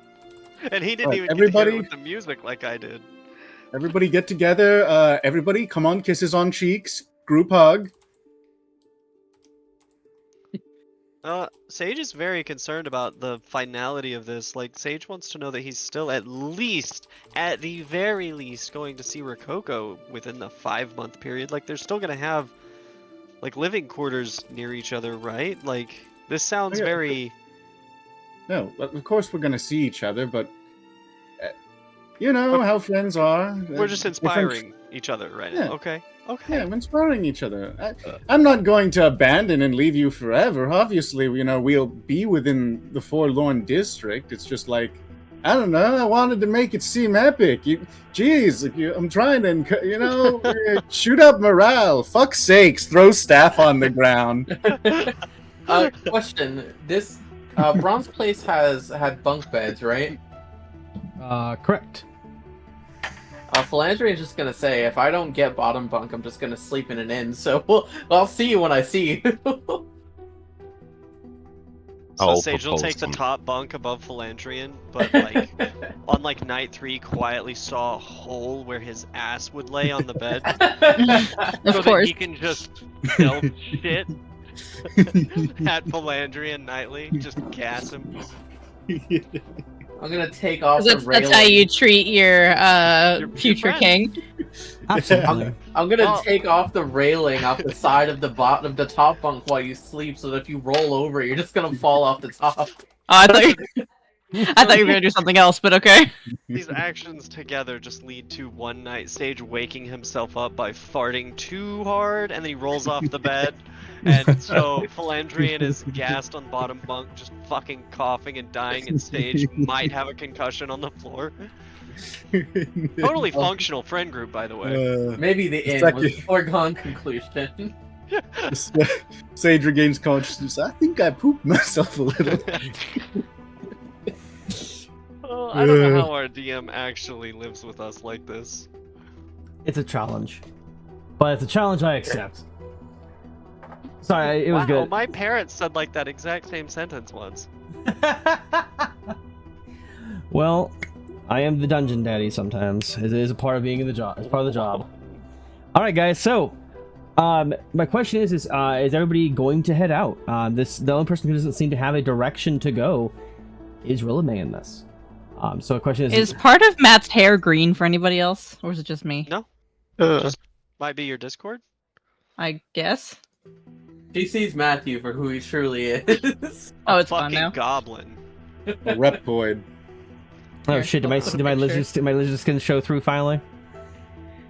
It's funny that it's green that you see because that's kind of like the color that I always associate with Matt. Why can't I find the right chat? Oh, there it is. Maybe it's the background, the wallpaper. Yeah, I mean, No, Sage it's is not good. the wallpaper. He has a direct order of operations he wants to get done. But I think he Perfect. would really like on everyone's way out, and obviously this isn't happening yet if we're not leaving, but like on everyone's way out, he would try to like hold Rococo, like grab her hand gently, like before leaving, and just make sure that all of this is gonna be okay. You know, like I reassure you, you reassure me. Like he just wants to know that it's not gonna be an empty 5 months, and that he can't wait to see her after things have settled. Bloody hand or good hand? Good hand. Damn. Okay. Bloody. You take her normal hand, and she goes, "Oh, Take my good hand. okay, hold on." She leans down, picks up the staff with her bloody hand, and just goes, "Of course, Sage. I mean, I believe we'll all be within communications with each other. Brahm's apartment seems like the place where we're gonna chill for a lot of the time, and who knows, maybe we can go to a jewelry store, or like winks at Rilame, or, you know, the armory. We're going to need equipment, etc., as time goes on. We'll always be there for each other, no matter how far apart. Also, I'm sure there's magic. Someone's probably got sending stones here, right? That's a thing. Brahm, do they sell sending stones here at this place? Is that a thing?" I don't know. I haven't checked. Sending stones are not something you've heard of, at all. Actually, that's not a thing that you've heard of before. But given the specific way that was mentioned, you might be able to put two together, and that there is a type of device that you guys use here. It's effectively a crystal rectangle that can it's banded in electrum, and this device will allow you to remote basically cast a kind of two-way scry with another individual. It is something though that you do have to harmonize the devices in order for it to work.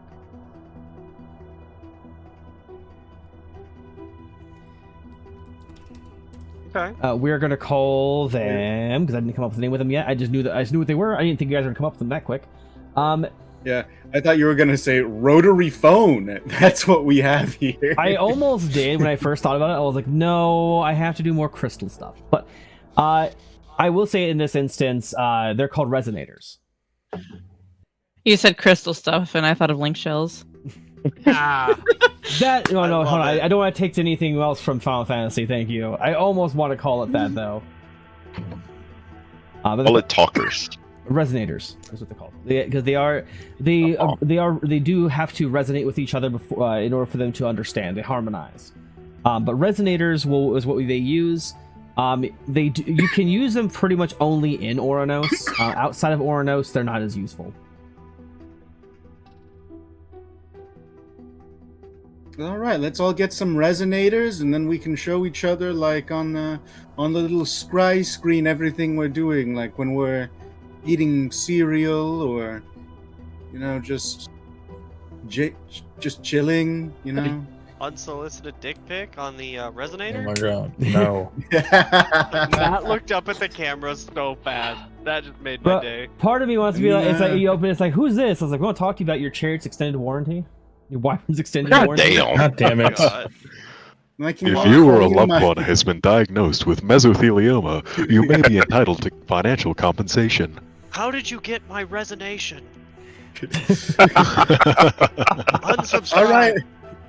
right, resin kittens, it's time to wake up. Oh no. I quit. No, I don't want to win. I don't want to win. If I have the chance to not have to deal with Sage your leaves the shenanigans, group I chat.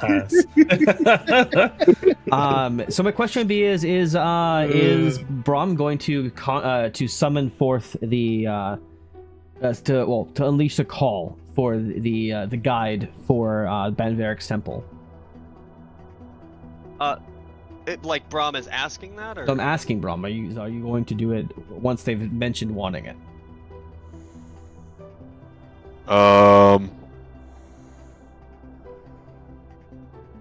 Yeah, let's do that. would I? We haven't received any pay yet, right? We have to go talk to them about our past and what's gone on.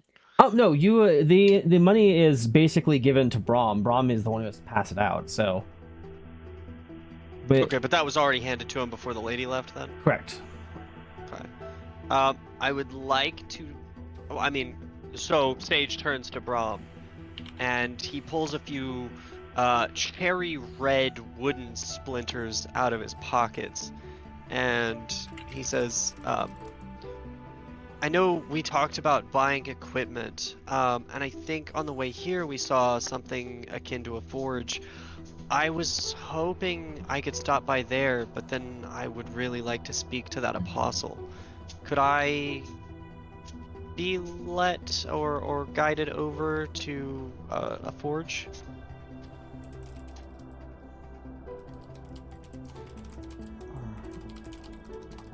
All right. Braum's time for me corpse to does roll not my respond. nat 20. Oh, hold on there. I'm typing. Okay. Nope.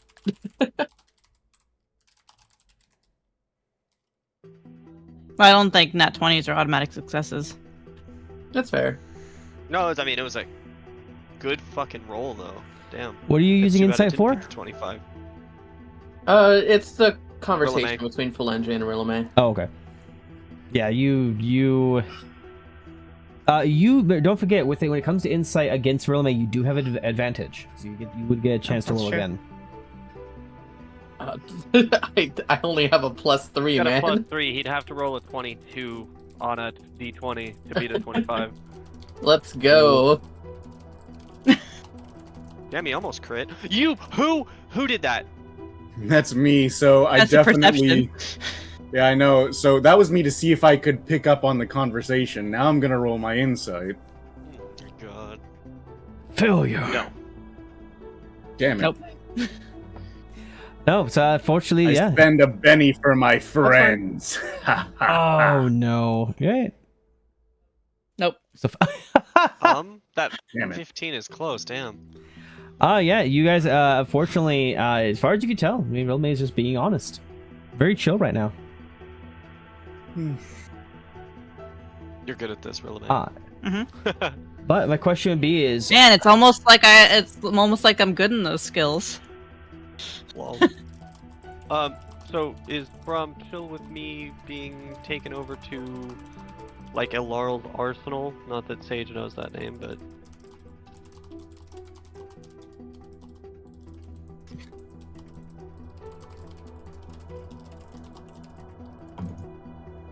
Hello? so I'm checking on something. Okay. So, I'm sorry, somebody ask a question? I must have missed it.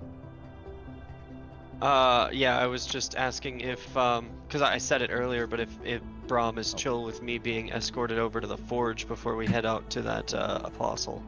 The apostle, the person who would come to get you, which is going to come out to be a soldier made entirely of steel, which does have very similar qualities, in fact, to what to the limbs that Felandrian has.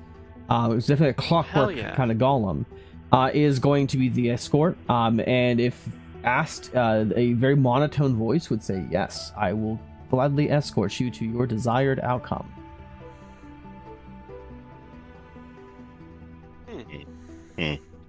But Okay. with that being said, my question is anybody okay? So you guys all heading out at this point, except for what? No, yeah, I'd be Yes. heading out. So- Yeah, I guess the only thing that I'm going to do is I don't think I've done this with Felandrian or Braum yet. So I don't know, I think Blood. Yep. I forgot about that. no, not yet. We gotta warm up to that first. No, it's the invade your brain. So Rococo's gonna basically go into Felandrian's brain, just goes, "Oh, by the way, I can talk into your head. Ooh, just wanted to tell you that." If you want to keep, You've Yeah, if been you a want to keep really secrets. interesting individual today, Rococo. well, if you want to keep secrets, you can go ahead and tell me everything, and then I'll tell everybody else if you want me to tell them. But but then it wouldn't be a secret anymore. It's not a secret if you know either. Oh, do you really think I'm a gossip? Yes. You don't want me to answer that. And then I go into Brahm's head. I go, "Hey, Brahm, it's me, Rococo." Well, before I'm you in can your head." really finish your sentence mentally, you just hear Brahm thinking very loudly, shopping list. Lock for the wine cellar door. Some actual bandages and some actual alcohol for antiseptic. And another keg of ale. and you hear her voice just go, "Yeah, that would be good." Let me get right out of here. Jesus Christ. All right. So Yep. I think it's about time we all head out and head to that arena. I'm gonna hang back for a bit, and Rilme, there's actually something in this letter for you if you want to hang back as well. Oh, will you hang all back? right. All right. Yeah. So Sage will try and shuffle everybody out, just like to the courtyard in front of Brahm's house, because clearly they need a second. Yeah. Yeah. Now, in my interest is, would you at this moment we have played for what goes about 2 hours. 2 hours. Yeah, so we're gonna go ahead and just take just a short break, just a short 10-minute break, and we will be back to follow up with what exactly was left for Illume, and we'll start into the sequence of events that will lead you guys to your training. See you soon. Okay. All right, welcome back, everybody. We're gonna go ahead and move along now. We're gonna start though first with Rilme, as Rilme is the only one currently stuck without any direction as to where to go. Now, as everybody was getting ready to leave, Braum did say that there was some instruction for her and to hang back. After some conversation between Felandrian and Rilme, Felandrian went ahead and moved on, not pressing the issue, sticking back with her. And that leaves Rilme and Braum alone together in the room. You wanted to talk to me? Yeah. So, that letter that just spontaneously appeared at the bar? I do. Well, as it turns out, there's actually a little note for me. Let's just say there's this family heirloom of mine that I've kept secret. And, this note suggests that it might be a good idea for you to see it. All right. So, if you don't mind following me over this way. Obnoxious slurping. Better be careful. Kept If it it's in anybody my, else's opinion, I might accidentally pocket it. Kept it in my personal room for safekeeping. When I was in there, how do you know it's not there anymore? Big though it may be, Rillamay's posterior is not large enough to keister this object. Artan's, however, as a resident power bottom. I mean, did you see some of the things that were in my pockets, Matt? That's fair. So You do see. Oh, do you want to explain it? you see a mirror. Currently, actually, I gotta do this on the DM screen. Where in the heck did it just go? All right, so you do see a mirror on a pedestal, oval and ancient in design. You could tell that it's almost like masterwork craftsmanship. It is tall enough to show your entire anatomy. There's nothing, especially given your size, but it is also large enough for Brahm to be seen perfectly in it. It's just a really large mirror.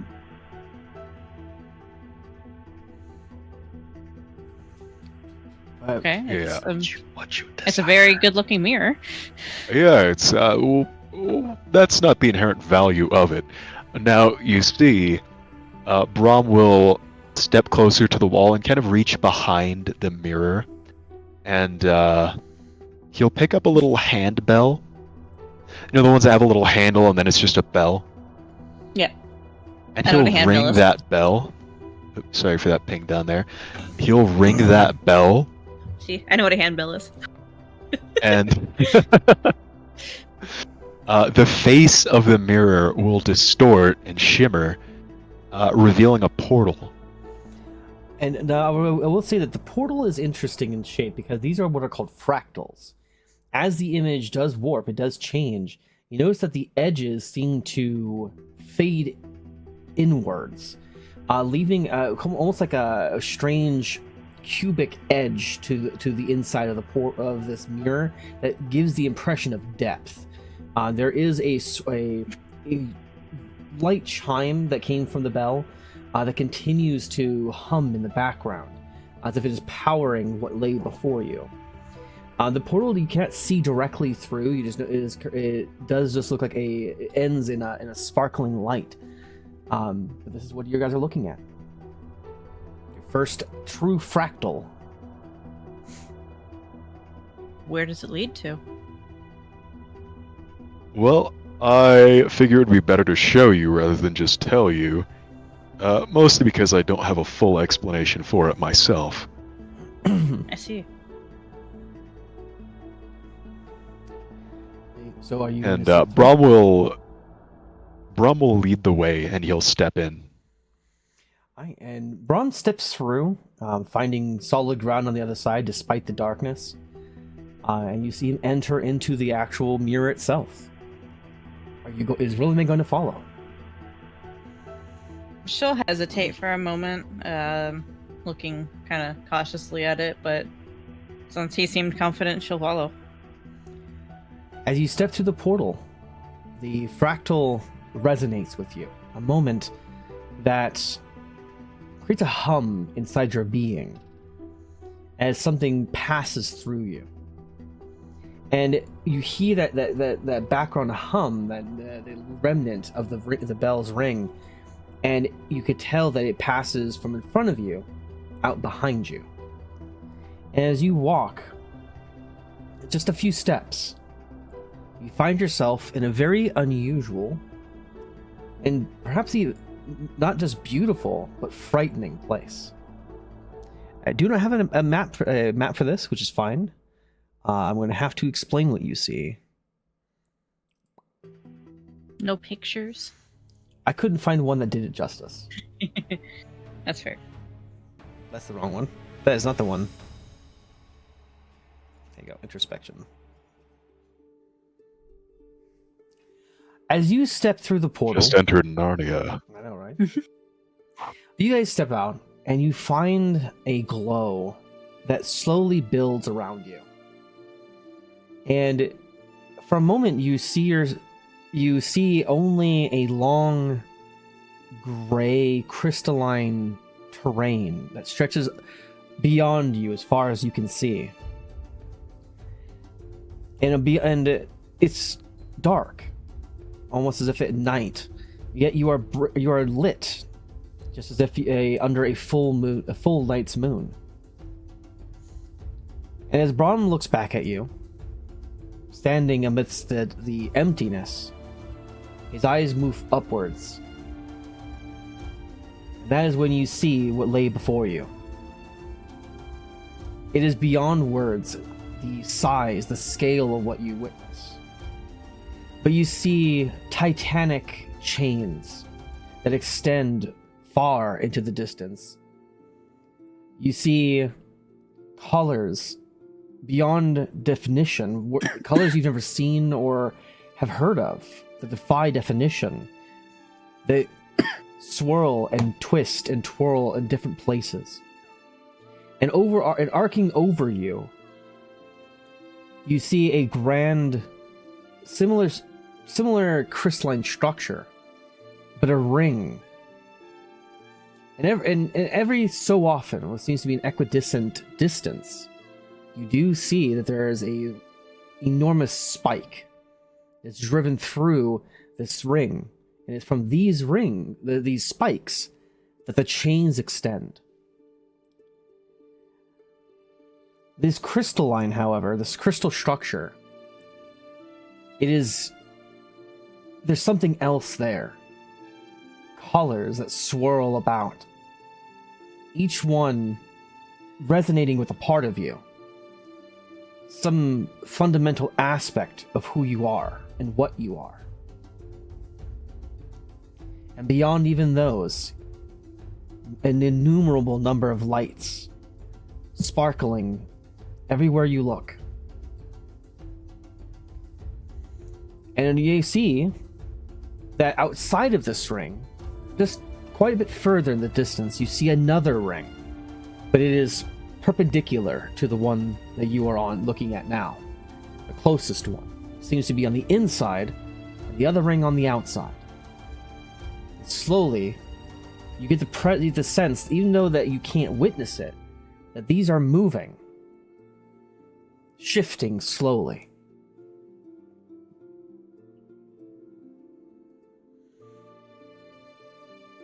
What is Rilame thinking? What is she feeling?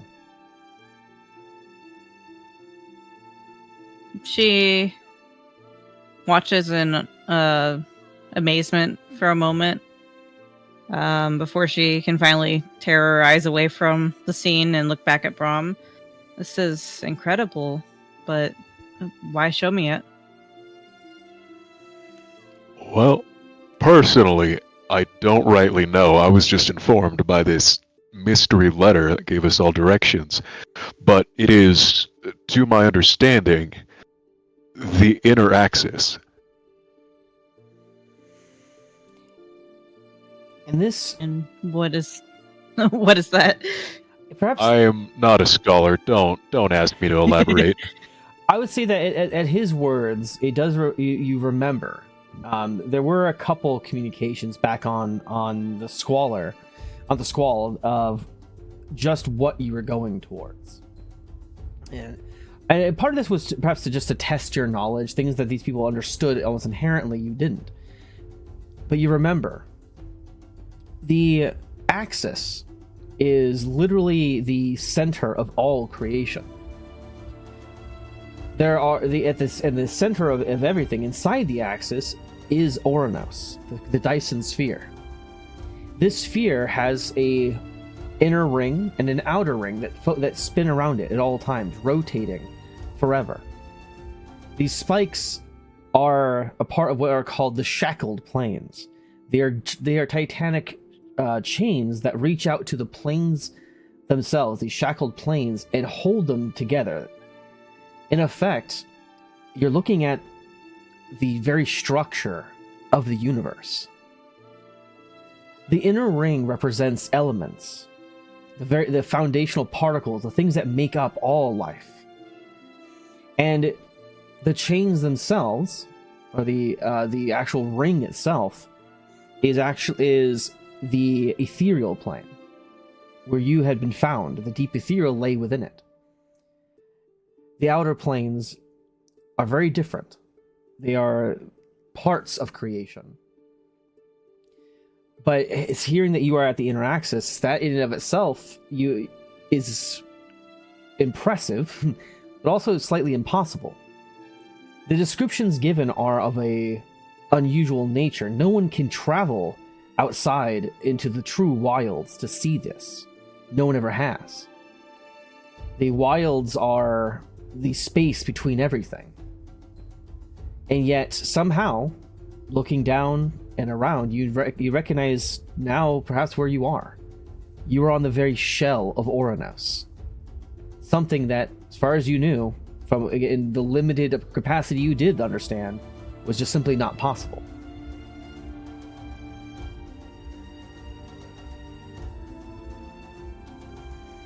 This is also true to Braum. Braum, as far as you know, you're the only... There are... Just selling this portal would make you richer than anybody in Oranos. You've kept it yourself.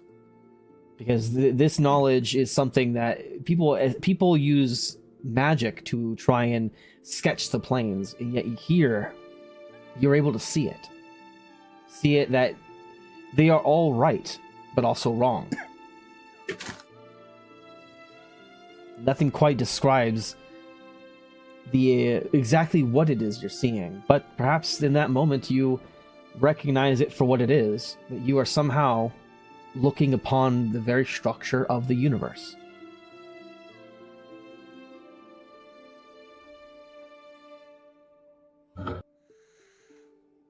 Well, whoever sent that letter, I wonder why they wanted me to see this.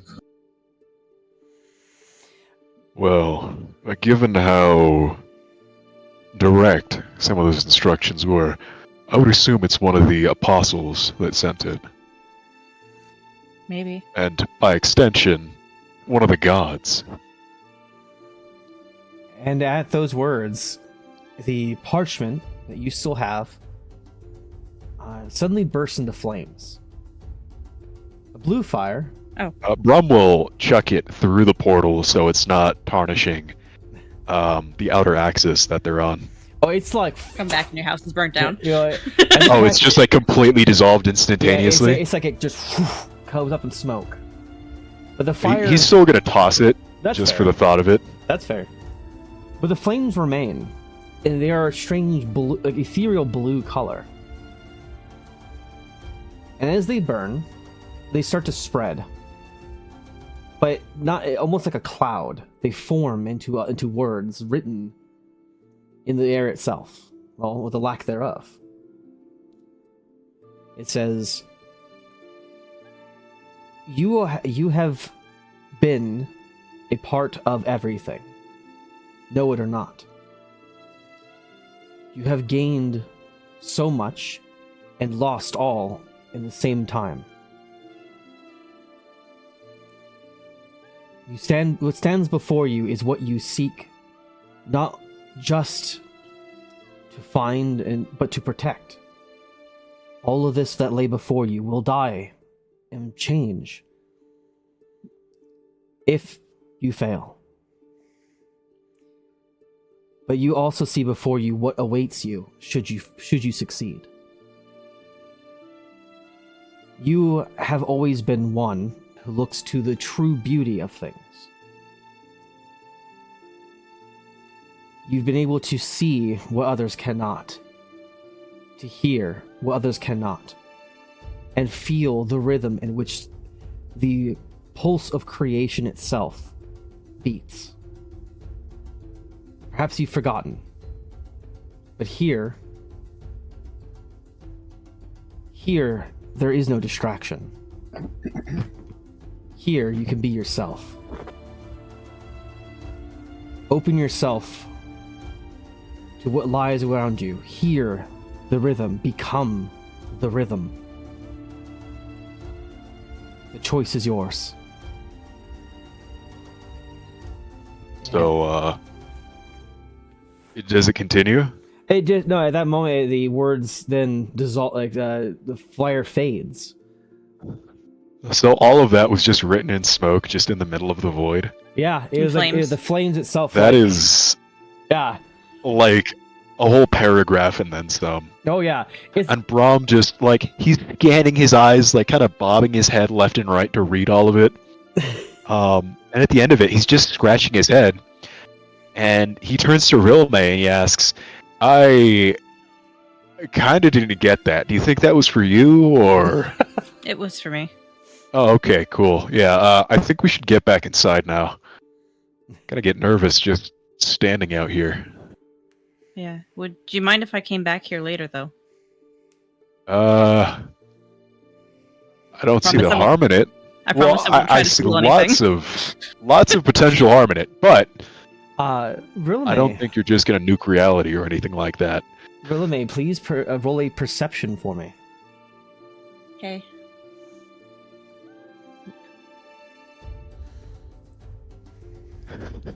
Oh yeah, I get a +1 to everything today, don't I? Mm-hmm. Yes, you do. So does That's a nat 20 anyway. hey, if you remember correctly, that means also so does Sage. Sage got +1 to everything this time too. So, Okay. Rilme, Well, that's good. as you were sitting back, as you're thinking and about leaving, you catch a sound, a pulse, a beat, a rhythm that you hear. It doesn't, and it's not like anything you've ever experienced before, but it's just on the edge of perception, something calling to you. It's up to you if you wish to answer it, to open yourself to hearing it. I will. Yeah, she kind of well, she had originally started like turning back towards the way they came, and then stopped when she heard it, and moved kind of forward in an attempt to hear better. Brahm is like, it's like, oh yeah, we should go. Wait, what are you doing? She walks a little bit away from you. But you hear... Universe says kill Brahm. Kill Brahm. He must join the others. It's time for a new Brahm. The world, the space around you, you realize is alive. Alive in a sense unlike anything you've ever experienced. And you hear it. A pulse. And you, as you focus on it, there's an invitation that is both burning, passion, but wild and untamed as the wind, as deep and complex as the ocean, and as eternal and binding as the earth. And it invites you. It invites you to join it, to become, at least for the moment, a part of its majesty.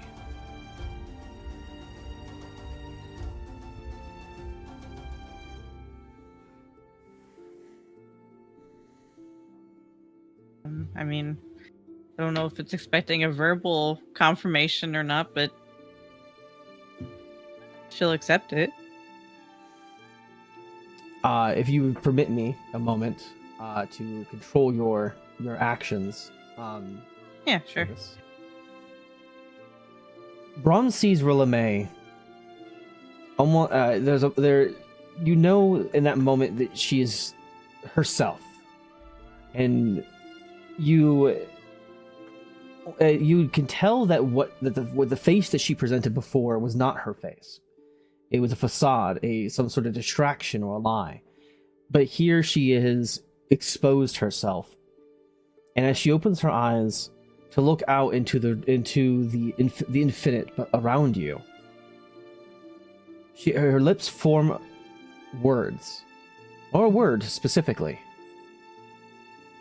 And you're not sure exactly what it is that she says, but her hands move, her feet shift, and she begins to dance. From one step to the other, a flow, both in equal measure. She moves rapidly and forcefully with passion. Yet she moves with grace and shifts from step into step in a fluid fashion. And yet, at times, she hits the ground with force, and the steps that almost resonate in the crystal beneath you, and at other times moves with a weightlessness that should be impossible even for one of her size. And every step, the world around you grows a little brighter. And it isn't long before you realize why. With every movement, every breath she takes, as a sheen of sweat glistens upon her flesh, you know that within those droplets, within that sheen, the elements seem to follow with her. And something inside you knows that what you're witnessing is a primal thing.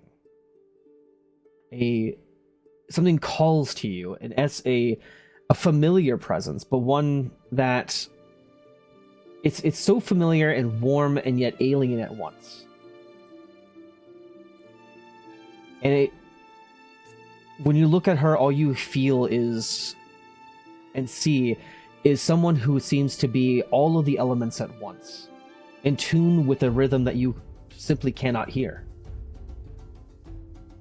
Yet as the song comes to an end, as she slows at last, she places her hands at her sides, resting, her bosom heaving with her breaths. And in that moment, Rilame, you know what it means. You know your path. You are the reckoning. You are the truth. You are the bearer of that which gives life into all things. You are a dancer of the elements. And perhaps mind you, it is your choice, but in that moment, it would not be wrong to say that you feel, perhaps for the first time in several days, as if a piece of yourself has returned. And that void within you feels just a little bit whole.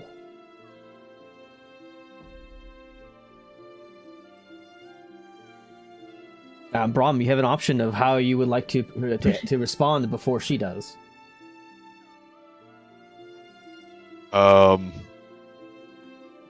I guess Brahm is just stunned. He doesn't know what to do in this moment.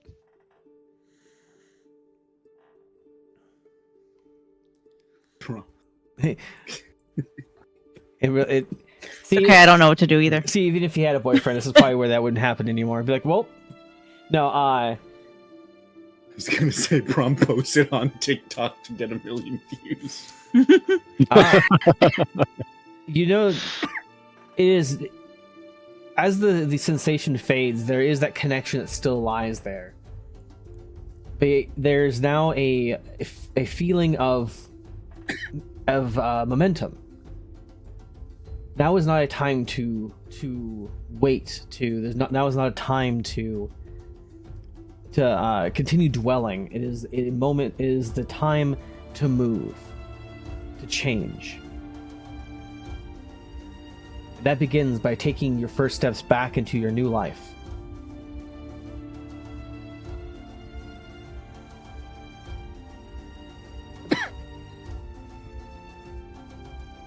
Is your call for you're going to return? Yeah, I think it's time to head back. I think we've had enough of Axis shenanigans. You know, spontaneously burning papers, smoke riding in the sky. Does it seem like it wants me to come back, Matt? It's like it's saying goodbye, but also like see you later. And you know that a part of it will always now be within you, because you and through your own dancing, you'll go closer to it.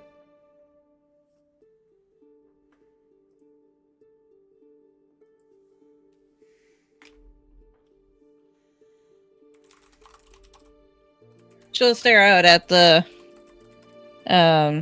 into the distance for a moment before finally turning back to Brahm and just nodding. Yeah, I suppose we should leave.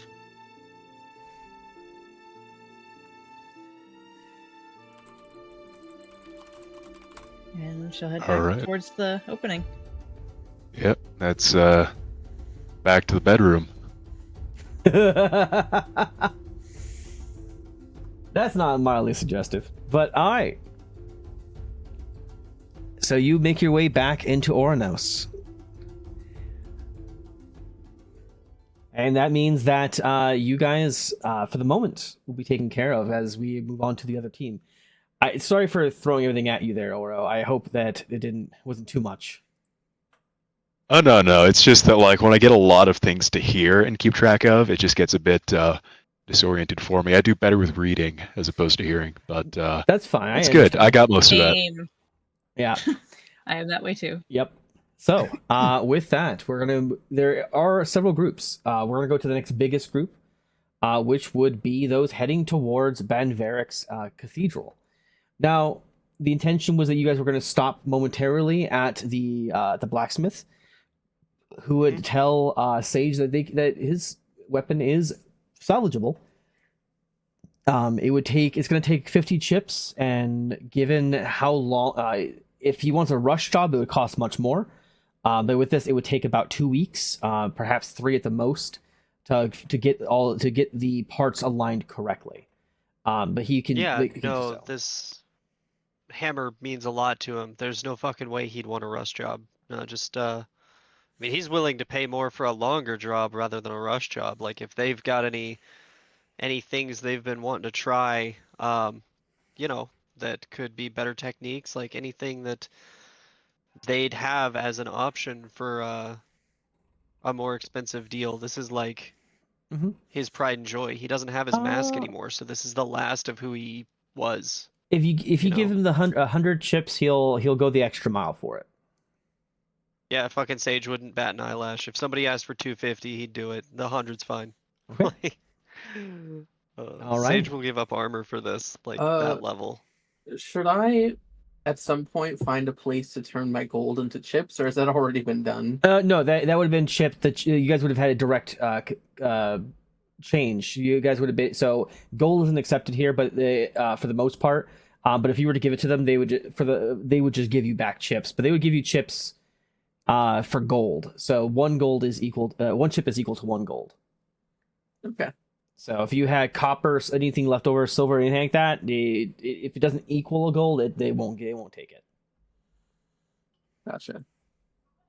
He was that the captain? Yeah. That was exchanging things for any coin? Yes, she was the one who originally was. So had you changed it, but he wasn't on the ship when she was doing that. He got BM'd out of there. Sage wanted to talk to Rococo before we reached the cathedral, if this is the other god we were discussing, the Tempest. Banverik, correct. If you, in the interest of time, I would say that if you would like to, it just has to be relatively short. I don't mean to be rushing. I just don't want you guys being here all night. So. No, yeah, it's not like a huge thing. I mean, I can just kind of paraphrase it. We don't even have to do like a full thing for it if you'd like. It's between you guys' decision. If you guys would like to talk about what you were discussing, that's fine too. I mean, Rococo doesn't know very much about Banverik, so I would say that it probably would be a short conversation. Yeah. Sage just knows that, of religions, there was Zirin's family, who kind of was the closest thing other than Rococo, but Rococo is like... I mean, when Sage thinks religion, it's just Rococo. That's our only real tie to it in this party. And given our situation, the struggle, he feels that he almost owes it to himself and to every event that has taken place. He wants to dedicate himself to Banverik, but he wants Rococo's opinion on that, given that Rococo knows what it's like to be devoted to a god.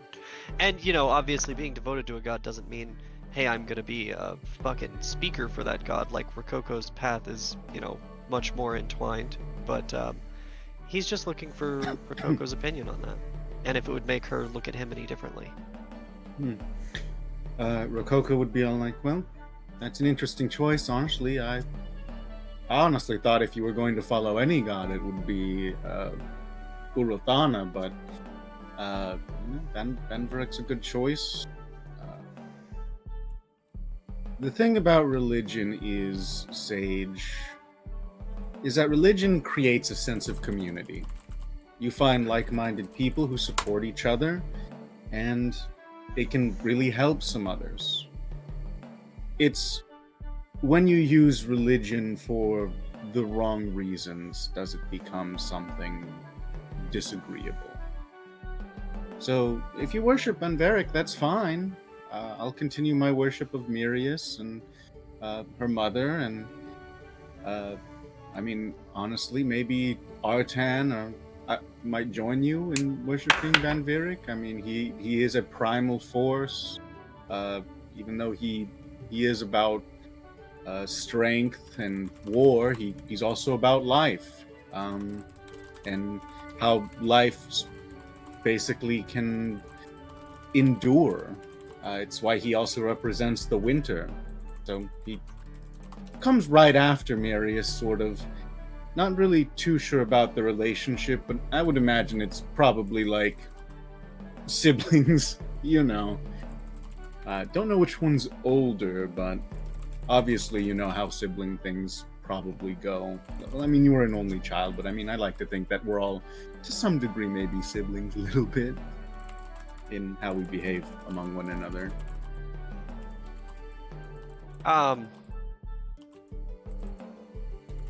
Yeah, I mean, I appreciate the insight. Yeah, as long as it's not anything... I didn't think there were any quarrels there, but I don't know. I felt like I would like to run it by you first, so thank you for your input. Yeah. I mean, the only quarrel would be if you maybe decided to follow Listeria. Like, I have my biases towards Listeria, but I mean, my father, Listerian as he was, it was Listeria who came to our aid towards the end, as, you know, all of those primaries have relations with each other.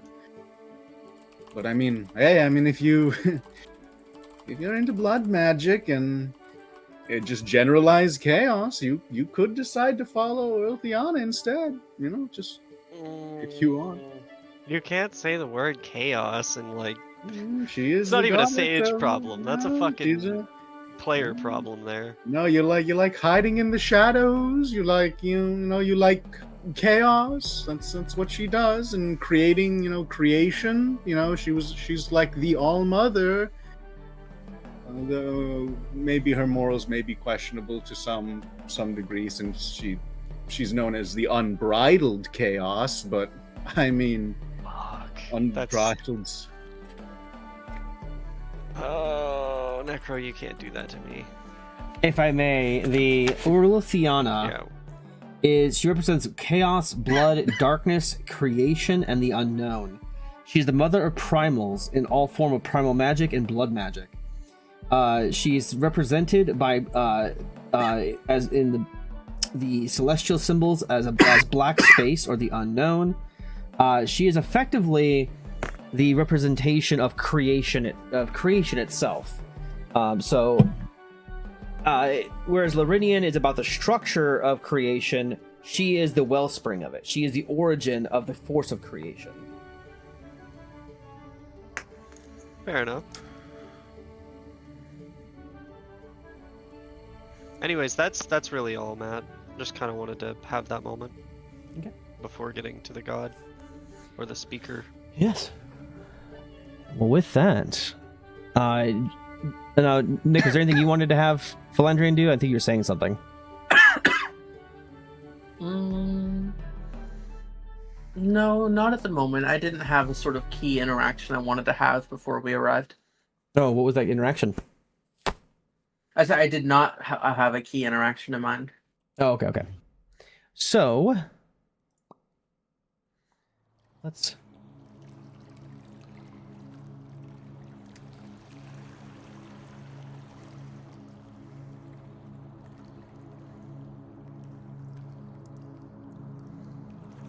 If it loads for everybody.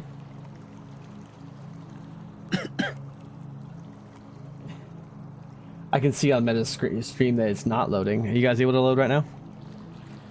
It's taking its time. Yeah, What I hear looks like a water. reverse style of the church that I started in. Mm-hmm. Yeah.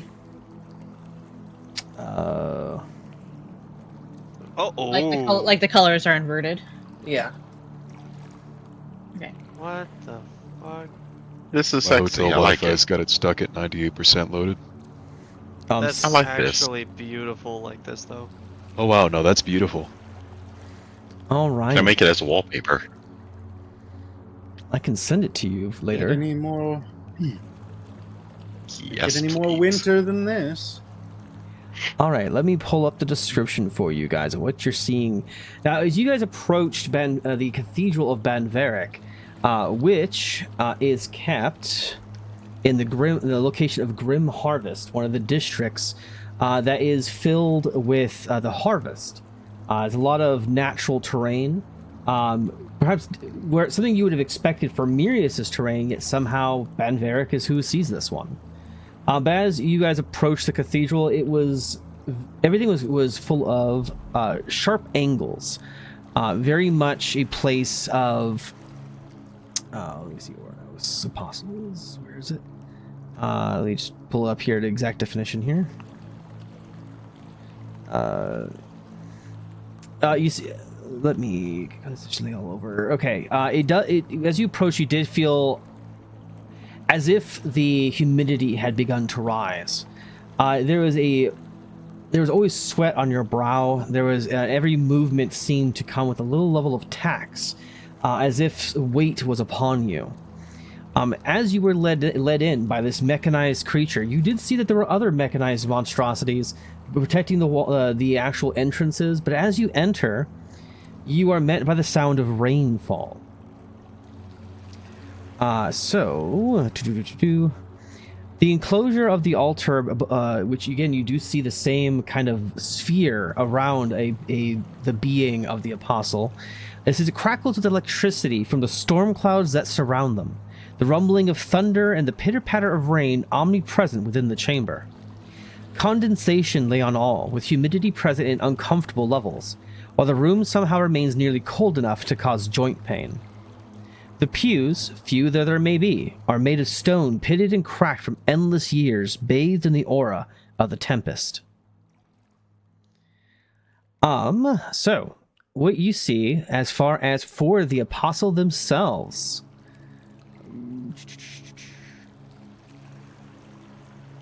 And if you're not digging God. this, No, we could always go visit. Is there a Cathedral Turlthana here? Or There could is, visit but that. not there are ones for all of them. There's actually 7 cathedrals, 2 of which are in the Forlorn district, though the second one lays empty, which is very unusual. No one knows why it exists. But each of the cathedrals house an apostle. Now, the Apostle of the Tempest, which represents the representative of Banverik, resembles a woman overgrown with pulsing, vein-like growths across a body as purely white as bone. Red lines and lights give definition to her body, with a black, nearly crackling aura surrounding the hellish fire of her eyes. To look her in the face is to invite a weight upon oneself that can easily crush even the most stoic and egotistical of figures. When she speaks, it is with a deep, aggressive voice, as if every word were made with anger and passion for the hunt.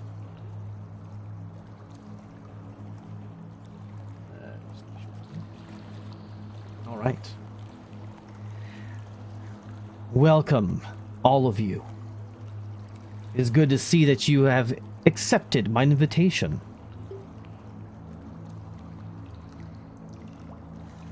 I'll grab your guys' tokens. Sages, Go ahead, I'm just grabbing your if tokens. we have approached far enough, or I mean, if we're within its presence, given Sage's recent mindset, he would like to kneel, just the initial show of respect. Oh, you guys are down here.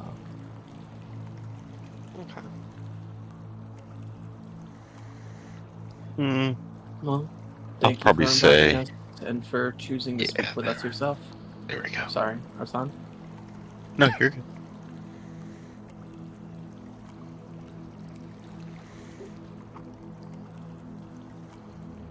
It is of import that I speak with Artan. Artan Lamore, one of the child of one of my more prevalent worshippers. I see that my sister's chosen also graces myself with her presence. The receiver of the technology bestowed by Banverik also steps forth. And you, Harley, I did not expect to see you here.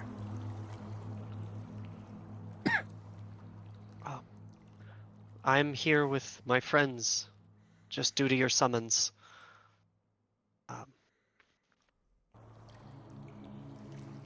Artan will take a slight step back and just mumble under his voice. Speak louder, child. Or will you stand and be forced into silence, subservience once again? Ooh. Rococo goes, Artan, she's a tree. It doesn't matter. It's to who she serves. He's nothing but bloodshed and war. So I'm confused why I was... And when he says that, he stutters a bit before finishing his sentence, says, why I was summoned here. Getting a lot of past regret. Just, yeah.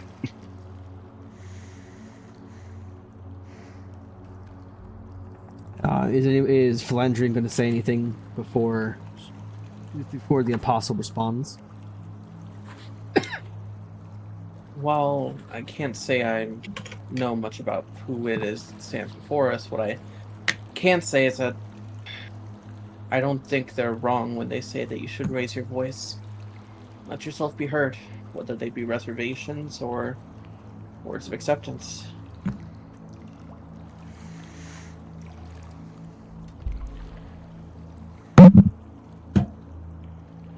Speak. There's no repercussions for truth. Speak what your mind. It's the only opportunity you will have to address your concerns. I don't like war. The god you serve is not aligned with my moral views and outlook on life. The god, such a paltry word for a primary. One sec. There's a rumbling of thunder as the sphere around here darkens. But as it clears, almost like a passing of a thunderstorm, you find the three of you are suddenly closer. Oh. Okay. And you see that before you is water. Rapid water. It froths and bubbles and boils.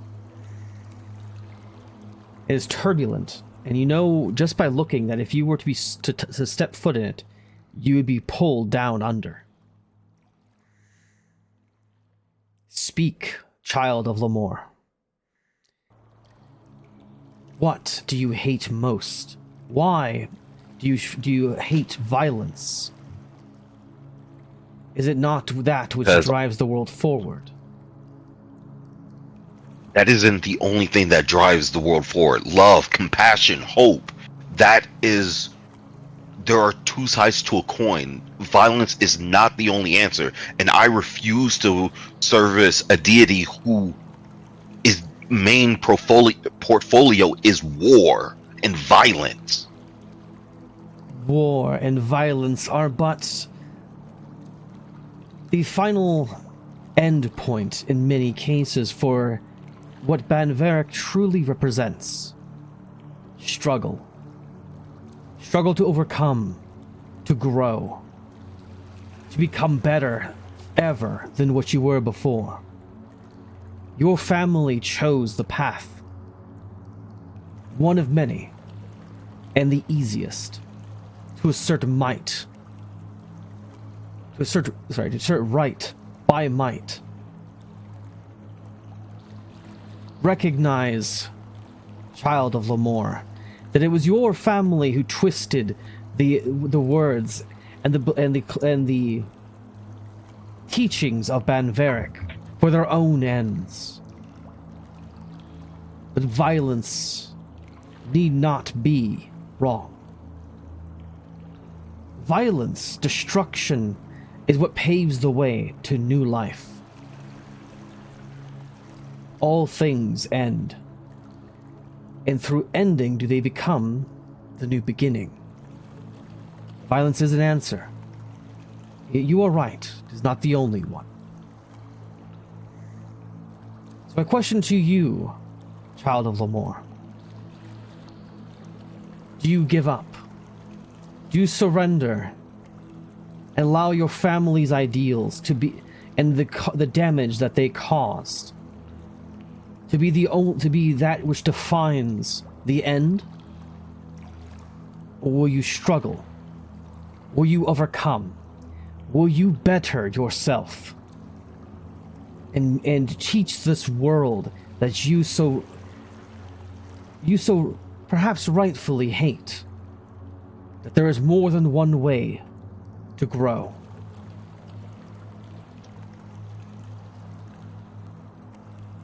Oh, then he'll look down at the ground for a bit, take into the words of consideration, knowing what has transpired, knowing his family lied to him. So this wouldn't be prevalent that, what he's been taught all these years might have been part of the truth. After ciphering through that for a bit, he looks at Feldrin. I probably keep saying it wrong. I'm sorry. Felandrian. Yes, Felandrian and Sage, and say, "I'll fight for what I believe in. I will fight to show there is a better way before taking the deep breath and walking forward."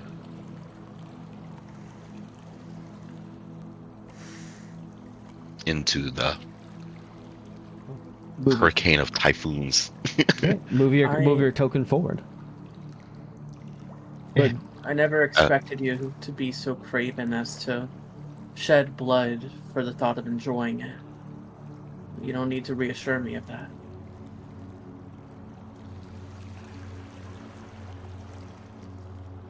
Sit right next to Sage, who also slaughtered somebody for enjoyment. I mean, what? I technically wasn't me. Alright, listen. What? He had good reasons, even if it was him.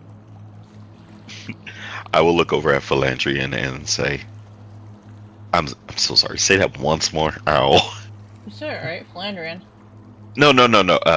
What do you need me to repeat what I said? Yeah. Yes, please. If I remember correctly, I said, I never took you to be so craven as to shed blood for the sake of enjoying it. You don't need to reassure me of your intentions. I just want you to know that. Hiding his fear just a tad bit. He's balling up his fists and shaking a bit, while giving you a nervous. I thank you before going in. Is Sage gonna say anything before Artan takes a step into the water?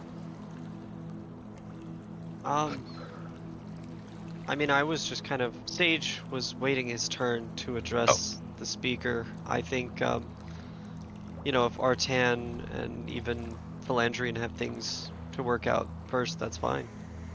Is Rococo gonna offer any advice here?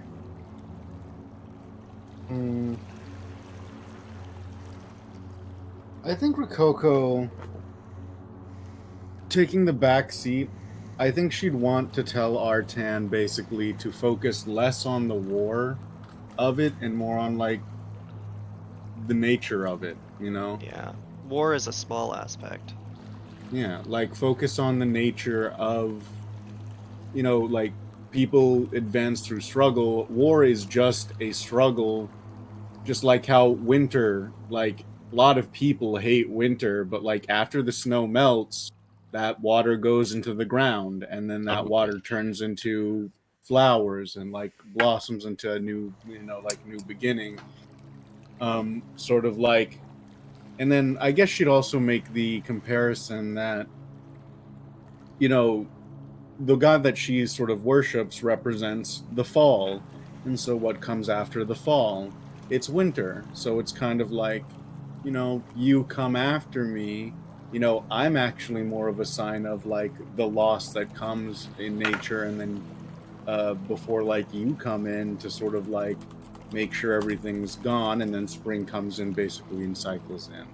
I have a question regarding this. Are you yelling this or mentally saying this?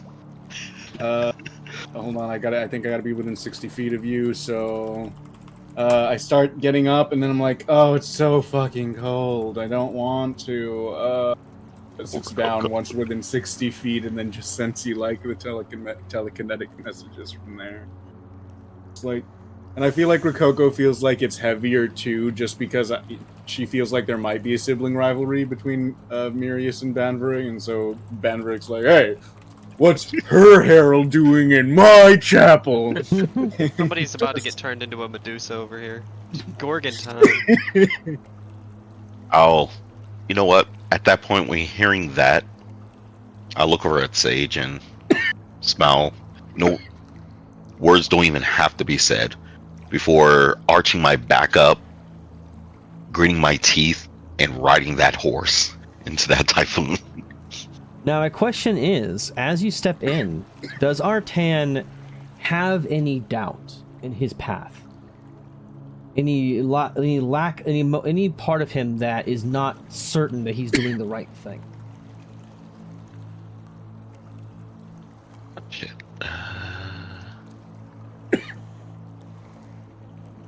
Yes. Okay. As you step in, the water freezes you. Your bones almost creak with every movement. You feel battered as the winds that you didn't realize were there smash against your frame. And you guys can see it looks like he's struggling against a gale. Perhaps the typhoon, the tempest, has been described. But you do notice that the apostle is focusing on him. What is this, son of Lamore? Is this all you have? Are you so easily bent? So easily broken?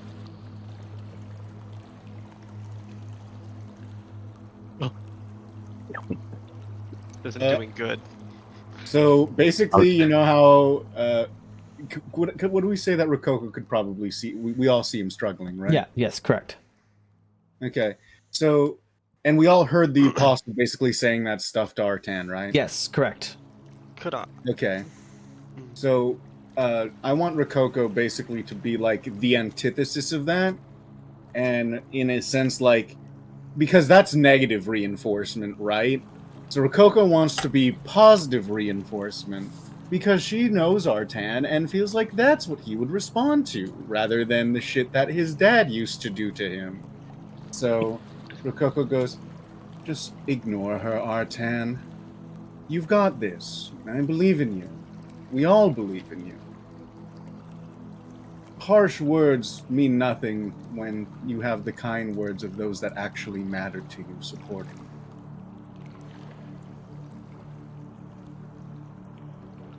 Hearing those words rekindled the fire in Artan, burning out every single last drop of doubt, knowing what Rococo said, and Rococo and I need to keep looking at the name Felandrian. Felandrian. It's different every time. Felandrian And said this it, is why I think we should either just have people call him Faylon or Andrian, but we'll move Call him on. Phil, call him We just call Flanders. you Phil. it's going to be We call Andrian you for Phil. Artan from now on. Look, it's gonna be fine if you guys got nicknames. Felandrian. That's fine. I mean, okay. Just thinking back on what they said of war is just only a small fraction of what life is, and knowing what Artan is fighting for. He tries to take one more step, but it's so hard for him to push through. Like there's still doubt there. You will face hurdles of which you cannot imagine. You will face the opportunity to surrender, to give up, as the easier path. Oblivion, true destruction, is but a simple end. Will you stand resolute? Or will you bow and surrender yourself? Show me. Show me the strength that lay in your heart, the conviction that your right, your way, is what is right. Or be cast down forever into the depths.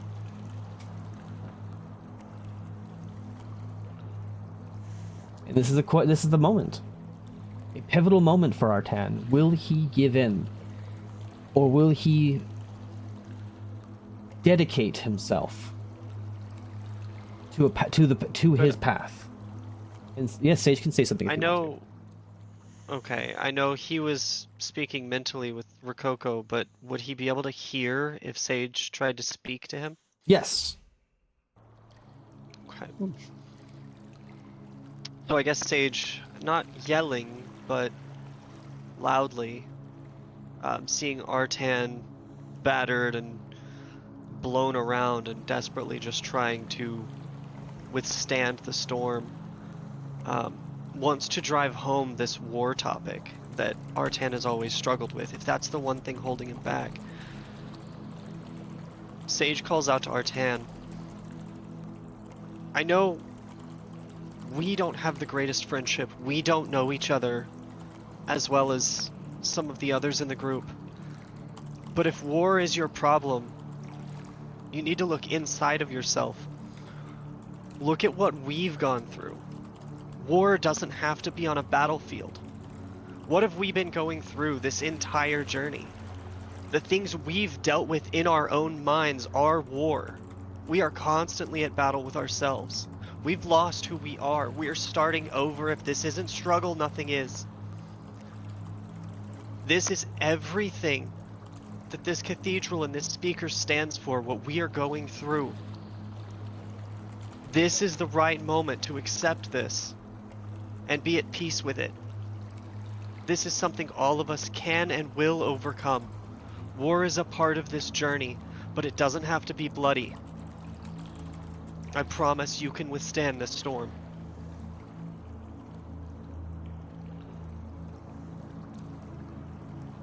Shit.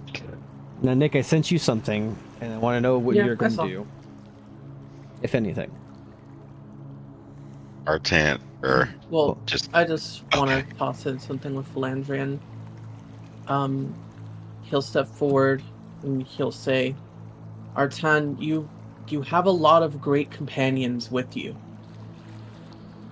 As someone who had to fight alone a long time and didn't realize until probably too late how valuable that sort of thing is, they aren't sticking alongside you because of your lack of conviction. They're with you for a matter of seeing your potential, knowing that you're able to do what's right. Everyone has those struggles within themselves.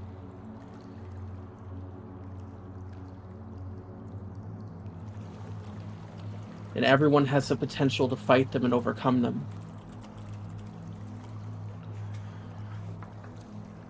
We're here for you, and we have faith in you. with that. Ooh, damn, you're hitting buns today. Oh my god. Hold on. that Yeah, both y'all hit that home. Ow.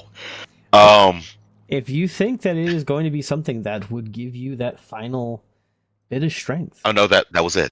That was it. I'm just trying to figure out how to word this. With that final push, especially coming from Sage and Fernell, Andrian, Felandrian. It's like, I'm sorry, I jumped to anime a lot. Think of it as like anime, you're in your own mind, and it's just a clear white room. It's just everything is at peace. That's how it is for his feelings. He just hears it and takes it all in.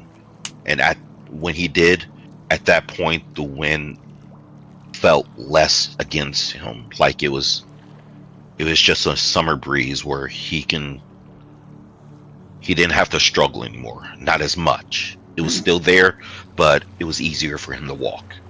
Every step he took was more confident, more sure on what he knows what he wants from life, what he's fighting for. And before he knew it, he stop me at any time. I mean, at that point, you're right, because as you take your final step, you are going to stop, because you will be standing in a shallow on the other end, and you feel the tempest give way before you. The wind stops, the waves simply washing over your limbs. And you stand, and before you can look up now directly into the eyes of the apostle, and she says, "Your conviction is apparent. Do you swear yourself to that ideal? To overcome and prove your way? Will you become my paladin?" I will look up at her, dead center in her eyes. I, Artan Lamore, will show you and become your paladin. And I know what I fight for. I know what I fight for, and I will show you my way. I will show you. I thought they show you. I will show you my conviction. I will show you my conviction. And at those words, there is a glow and let me grab Banverik's symbol for you. Was that Darko? He comes out as Artan, power bottom. All right. Well, good. I mean, Ladies and gentlemen, I I, mean- am proud to announce Artan 2. Good thing we I gotta find a new picture now. Good thing I got that figured Blades, out. I was worried I was people. gonna have to bring out the 10-foot pole of angling to help with that one. I'm not gonna lie. Let me see. Is it the symbol of the black hole? No, but what It's you will- appropriate. it is, but in this case, that's not the symbol that you're going to have. As the glow recedes, you will find Artan in full plate armor. Whoa. He has attached to his back a long black cloak that is bolted to the frame, and upon that field of black, you see a symbol. You see a bolt of lightning struck behind an open hand that is clasped almost into a fist, as if in anger and struggle. His helmet is in his hand. And as the apostle looks at you, she says, "Then I accept, in lieu of the tempest, I accept your devotion. I accept your oath. Yet there are others here who must now speak. Go. Take I'll your sit. seat. So when when she says go take your seat, I'll clench my fist and slam it against my chest like 3 times in respect towards her. There's a Yep. and each crash, it sounds like a blast of lightning and the rumbling of thunder, as if the final touch to his oath. And just like that, Artan is suddenly back next to Rococo. Once the adrenaline wears off, he says, "Oh, crap." Welcome to the Bobby. club, buddy. Mommy, hold me." 2 of you remain. Does everybody? Go ahead. I'm sorry. It's like, does anybody remember that one time when we were in, the nightmare realm, and then I had the very Twilight wings and the pretty horns, and well, this isn't about me; it's about everybody else. There's a flex. Felandrian, so the new King of Amratlas, and Sage Harley, the wayward son. What brings you here? Speak. Sage will look over at Felandrian.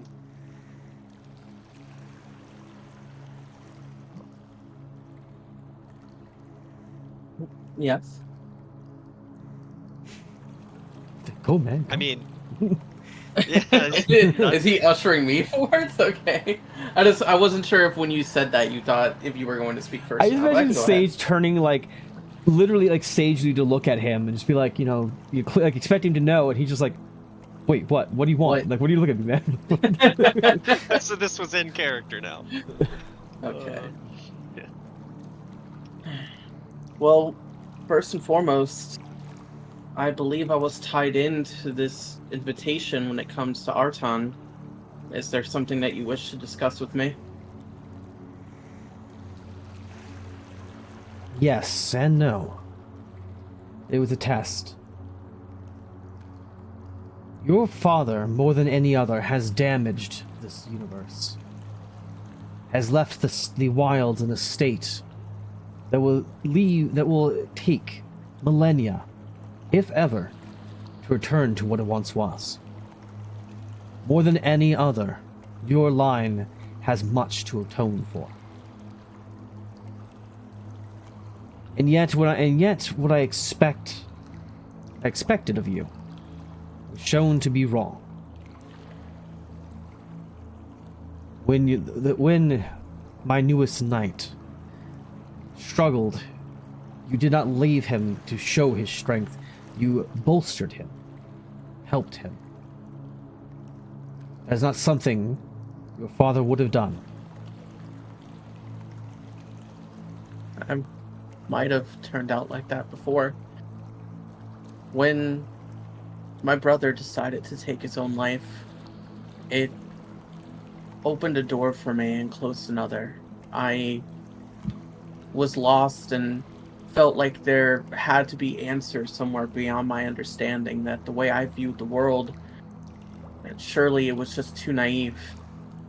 It wasn't until someone decided to put their faith in me and fight alongside me and show me that my views could lead Amratlas to a future beyond my father and the pain that he caused, that I was able to stand up to him, and it's the only reason I can call myself king. You stand in a unique place. A place of pivotal change. One that can lead well to the destruction of all. And one as a bridge between two worlds. If you would seek to right what was wrong, if you would seek to continue the path that you hold in your heart, there will be struggle. There will be a number of hurdles to overcome. Not the least of which is how to learn to control your new body. If you would seek to do so, and know not where to start, then perhaps, with Banverik's blessing,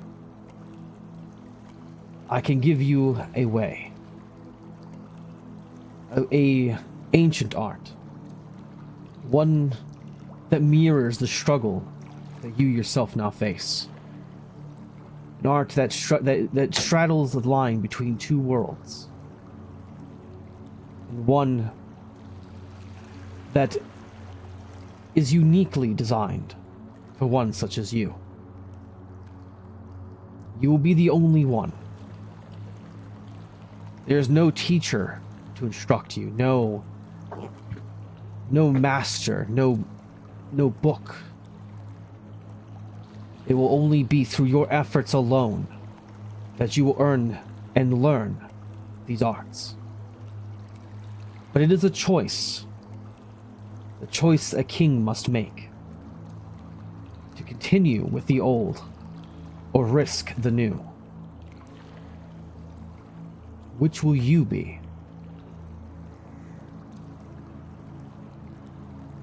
I decided to embrace that risk when I took my sword against the crown. It's a risk a friend of mine has taken once before, and I feel like it's a disservice to the faith he placed in me if I run away from it now.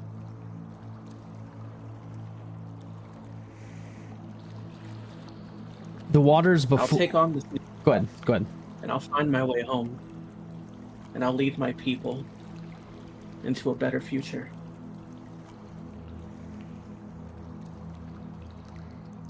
The water around you swirls, and it ripples outwards across your feet. As it does, you guys see that his body ripples as almost like a leaf caught in the twists of a maelstrom.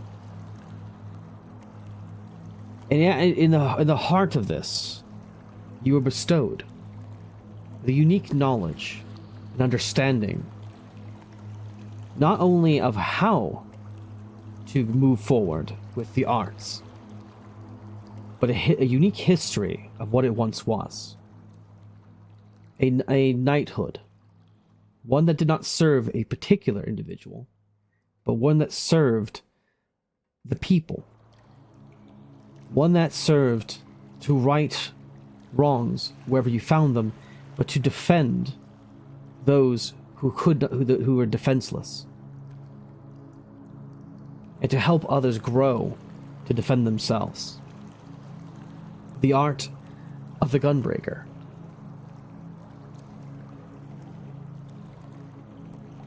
As the knowledge comes through you, there's no magical armor, no sign, but somehow you know that comes. That's the point. From here, you are what you make of yourself, and your path forward lies entirely on your own.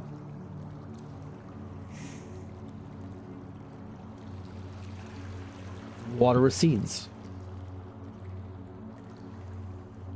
Hey, Sage. Sage will look over and Break a leg. just, oh, okay. Break both of them. Returns his attention to the speaker. The apostle looks down upon you, and you could tell you're being judged. But you're not sure exactly what is being judged. Your actions, your past, your present, perhaps the things you seek to do. You know that you now have its focus. You can feel the force, that primal force, watching you at your every move. It's your turn. What will you say? What will you do? Sage puts his arms to his sides, palms forward, as if showing, this is all there is. He looks to his right and he says, I was not summoned here. He looks to his left and he says, I was also not here to be tested. He looks forward and he says, I am here of my own volition, because of what I feel is right.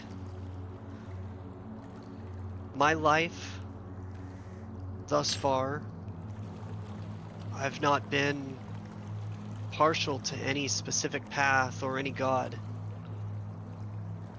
But due to recent events, the things I've seen,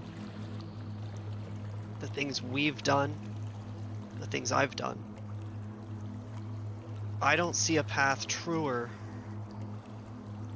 than this, than your path. And while we've just spoken of war and its intricacies and what it can and may not be, we were living off of abilities, skills, knowledge that was not ours, that we just accepted as ours, like a possession. And as soon as we got comfortable with it, it was gone. We stand at a new beginning with no tools, no power, no knowledge, and the expectation to save the universe, devoid of any of that. If you stand for struggle, then you stand for exactly the path we are on. Artan had doubts, which I'm glad to see he no longer has to struggle with. But I have none. This is the path forward, and I ask that you let me walk it, representing your faith. I wish to worship you as my God. So anything you ask of me, I will accept. And Sage will let his arms relax just at his sides. Then he will stare back at the speaker. The apostle watches and is silent for a time. And there's no clear answer as to exactly what it's thinking, no real distinction that she is making. When she speaks, it is with a sense of acceptance, of recognition. You know what it means to struggle.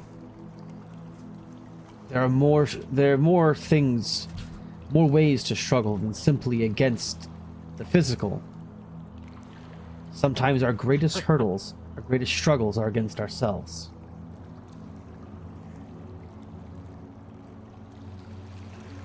We know this.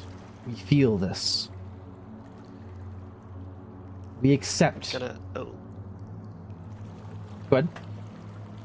That's gonna elicit some very heavy flashbacks to Sage. Both with, as I said, his character was written with anxiety and depression.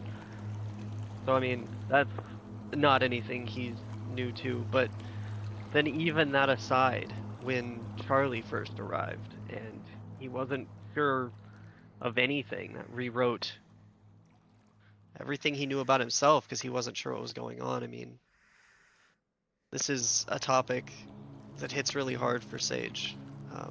I would go so far as to say, given his own strong feelings, and then the reminder of how he has literally been at war with himself, I would say he is in tears now if he wasn't before.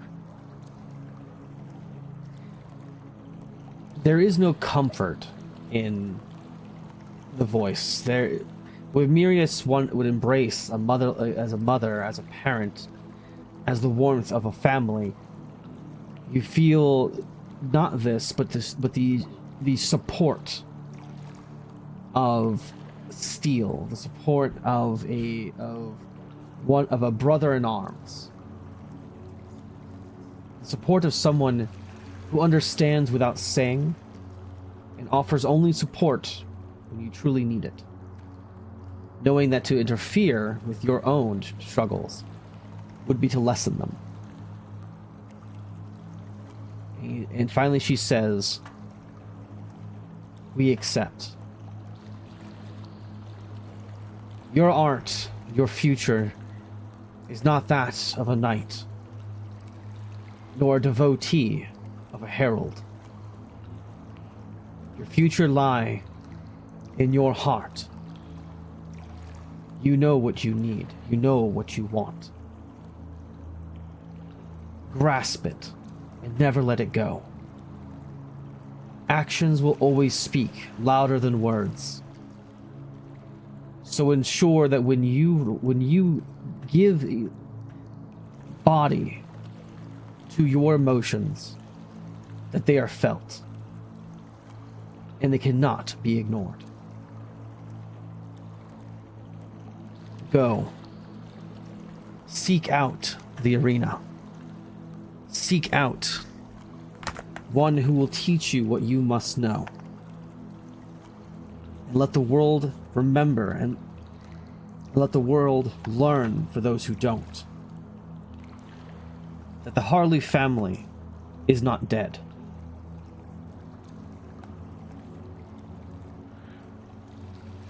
And with that, you know that there is someone you need to speak with. And you can see them in your mind's eye. A beast of a man. The girth of its body is easily almost equal to your height. A bear. Somewhat of a bear. Yep. With a hammer in one hand. And you see him. You see the acts that he does. The creation of clones, the transportation. But you see, all above all else, you see his smile, his joy. And it's not a joy of glory in the violence that he bestows. But you know that he, with every act he takes, every movement he makes, it is to proclaim in a voice that can never be silenced, "I am alive." Almost as if in defiance of that which tries to end him. This man will show you all you need to know. Go forward, Sage Harley. We look forward to seeing what the future provides to you. What you claim as for yourself. Sage will bow and then return to our group.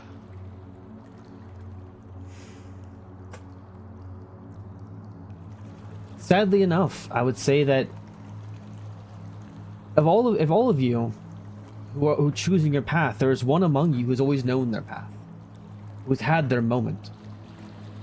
Rococo is the vessel for the future of heralds, an emissary of Myrias. There's no path for her to pick than the one she's already decided.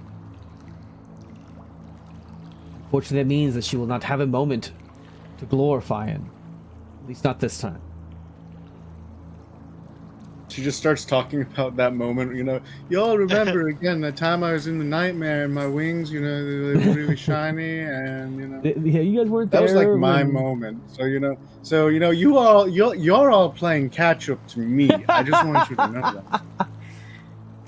But with that, if nobody else has any issues in the moment, I would like to finish up today by going to Zirin. All right. I will also say that if Erlthiana has a cathedral here, that Rococo would go visit it too, because she's close to both Myrias and her, so sort of wants to have both of those. Here, I'll give Well, you. we don't need to do that. That's here. just what she'll do. I'll give you a glimpse of what that would look like.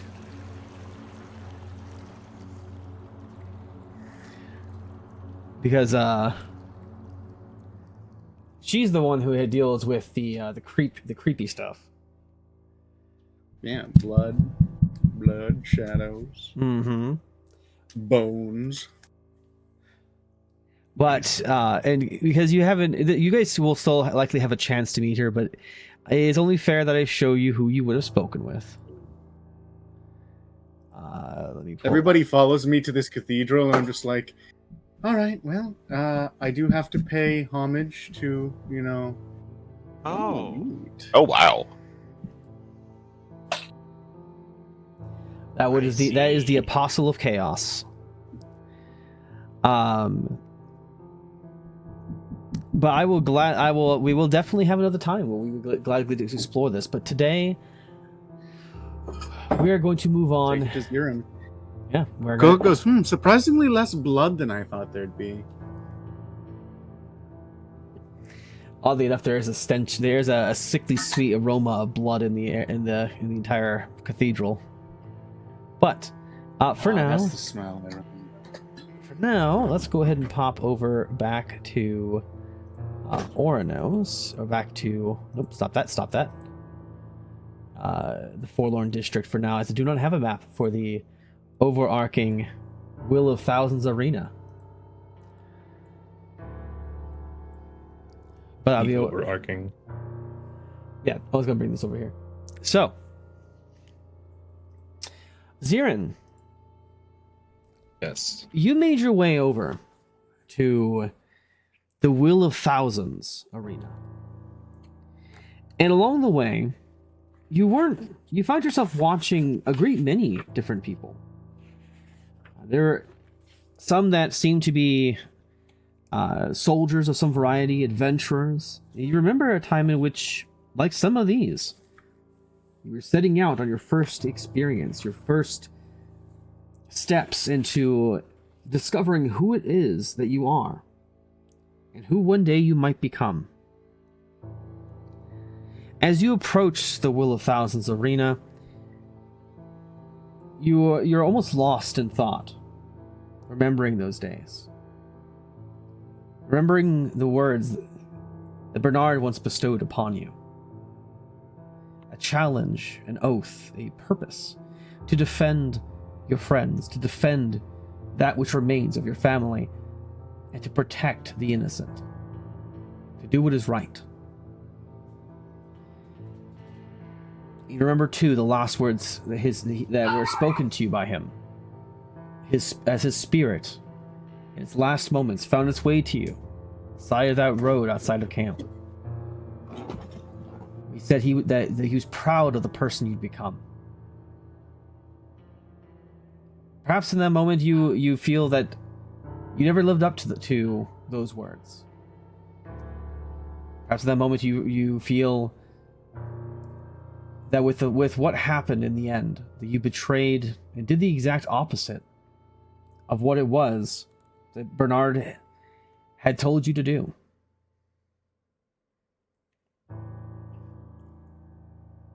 And then you bump into somebody. And somebody jangles, as if covered in steel armor. And you look up into a face that of something you, until very recently, you'd never seen before. You see a large humanoid, dressed in scale armor. Over the overlapping metal of a silver design, silver hue. But what strikes you strange is that the head of this individual, exposed to the air, looks like the description you've read and depictions you've seen of a copper dragon.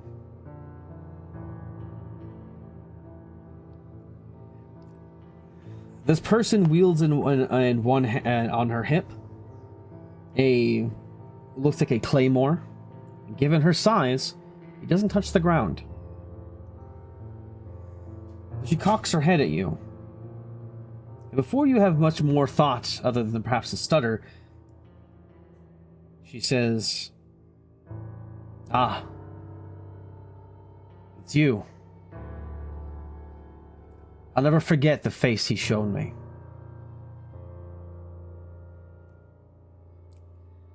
So you're the one Bernard wants me to help. The one who's lost his way."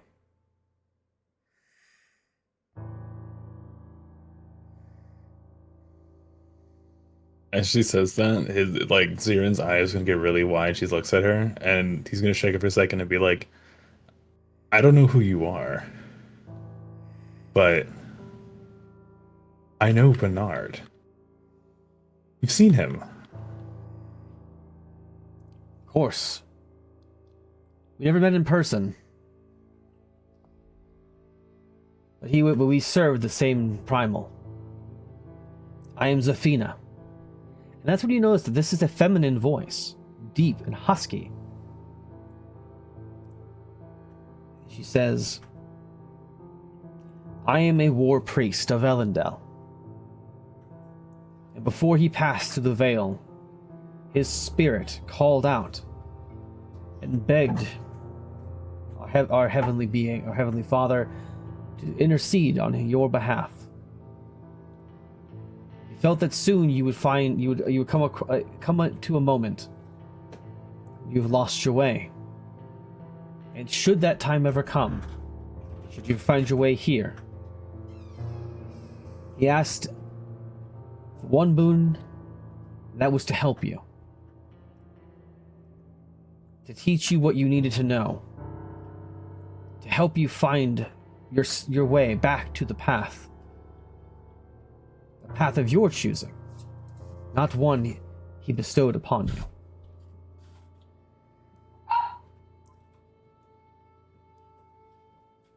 He offers, in the end, an apology. Because he felt that he burdened you with purpose that was not your own. I'm not one to mingle words. I have no time. But if Bernard wishes it, and you do it, and you return that wish, I will help you find what it means to be yourself once more. I'll help you find that path, whatever it may be, until you are certain once more of who you are meant to be. It is your choice and your choice alone. I won't take half steps. I won't take mayhaps. This is your chance, one and only.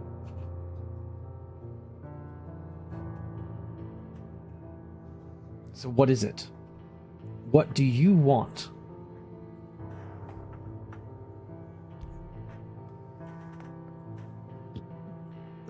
Ziren, hearing that, would for a moment look down at his feet.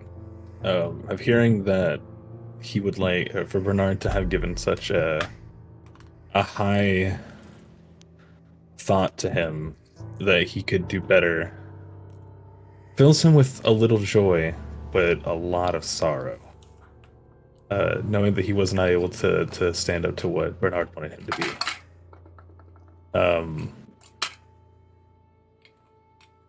He can't exactly quite grasp what it is that he wants to say. But in his eyes, when he looks back at them, they'll know that it is full of determination. And as he chokes back to try and say it, he'll look this dragon in the eyes and say, "I want to make Bernard proud. I want him to know that I didn't stop fighting. That I'm doing it for him. And even today when he's still gone, I'm still going to continue for him. I made that promise long ago that I would protect my friends. I'm not breaking that promise."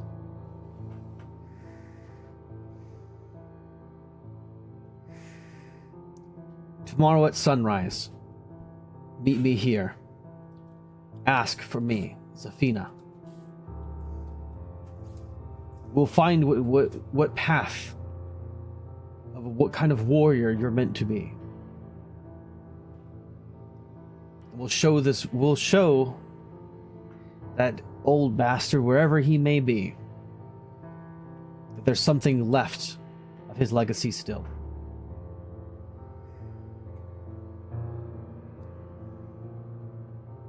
He'll chuckle after hearing how she addresses him and say, "Yeah, I hope I can. I hope I can."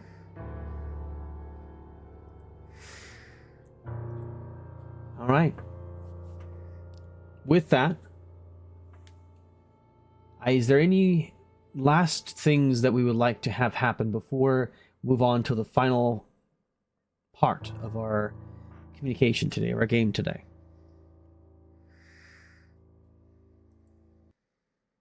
I have no qualms. think so. But I mean, what time is it? Midnight. Midnight. Oh, it's just getting pretty late. I was gonna say that I would have liked to see the all of us going to the jewelry shop, but it's getting late, so There will be I'll opportunity. save for next time. There will be opportunity. So, as we finish up for the day, a couple things moving forward. 6 months each of you will be given. You'll be given 6 months to learn your art, to find the path you wish to take. You will be given time every week or so. You'll get a day off, 1 day and 1 day only every week, in which to meet up, and you'll get to communicate, share your knowledge, or just simply exist. But 6 months you will have, at the which end, when next we meet, it'll be as you guys meet up for the final time, having bid farewell to your masters, to your trainers. You will be a level 5, whatever class that may be. You'll have whatever gold, or whatever gear you purchased. You will also be given, and you also have the magic items that all of you were generated, were chosen before. Though Felandrian does have a couple that he could choose to. He has one that can offer to the party has to go to the party, though he is able to share the others if he wish to.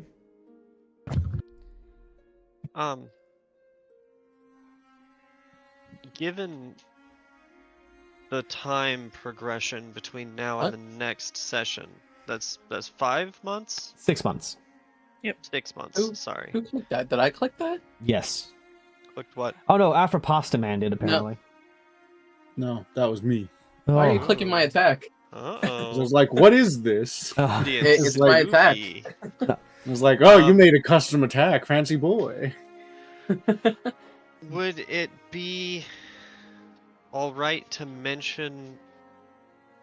I mean, the stage will be completely turned by that point, right? Yes. So if we're going to meet up once a week, there would be marked, like, visual change every week, right? Correct. I don't know how fast it would be if it's all in 1 week or what. But... It would take It's place mostly- over a month. So. Okay. So by the 4th visit, he is his full self again, in a way, as his full cordon appearance returns. No? So the like pure white skin where it started splotching before where we were on the beach, at some point somebody first would notice it's just all white, and then slowly his black markings on his face would start to appear. So that's neat. Yes. He's coming back. He's coming home. They all float down there. So do we add 250 to the thingy that we have, so Correct. that'd be 264. Yep. And then do we earn anything else in the months that we were training, or is it just like, nah? Let me roll that, because there is a random number here. I can tell you the average if you want to take that. I will either roll higher or we'll take the average. Let's see. What's the average? Okay. The average for level 5 is 625. So by level 5, you should have like about 625. 590. I would do with advantage. Yeah, so it'll be 600. We're gonna get 650. Everybody has additional 650 gold. Now you cannot use these to purchase magic items, just because magic items here are not quite the same. You will have that option once we go about once you guys return to Primoria. But you guys will be able to buy any gear. This will be healing potions or potions in general do not count. You can buy potions, that is fine. You can purchase up to 2 scrolls per character. These scrolls will be written so as to be usable by your characters as well. Though any other scrolls will then follow the typical rule of you get to have the class to cast it. So, example, if Sage is like, "Hey, I have a scroll of Fireball," Sage has a scroll of Fireball he actually can read and cast. So that will be. Keep in mind that these are the 2 that you can have, but again, you'd have to purchase them. Those are the funds you'd have to spend. But yes, so there is a total of 900 chips or gold in this case to be spent. Keep in mind again, there is everything generally speaking is rounded down to the lowest figure. So if something's like 5 silver, that you would have to buy 2 of them to be worth 1 chip. So they do unfortunately sell in bulk. You can choose to not do that, but then they would just be like, okay, you can get 1 for 1 chip, whatever. You want to leave the remainder, that's your choice. And, what's the roll formula for HP that we use again? So it is half your HP, or half your hit die. So if it's like a D8, you'd roll 1d4 plus 4. If you are a D10, that is 1d6 plus 4. D12, if you have a D12, which I don't think anybody does, it's 1d8 plus 4. So if you are a 1d6, then it's 1d4 plus 2. That make sense? Mm-hmm. Okay. There is one last order of business that I'd like to do today. Go back to the page. And that is where we go from here. Now, once you guys return, you'll be given the option to travel to a certain part of Primoria. You will not be told what that place is, or exactly the name of the place, but you're given a description. And it'll be up to you guys which one you would like to take. But I do need to have at least a majority, though again I prefer unanimous, though. There's the option. But these are the options presented to you.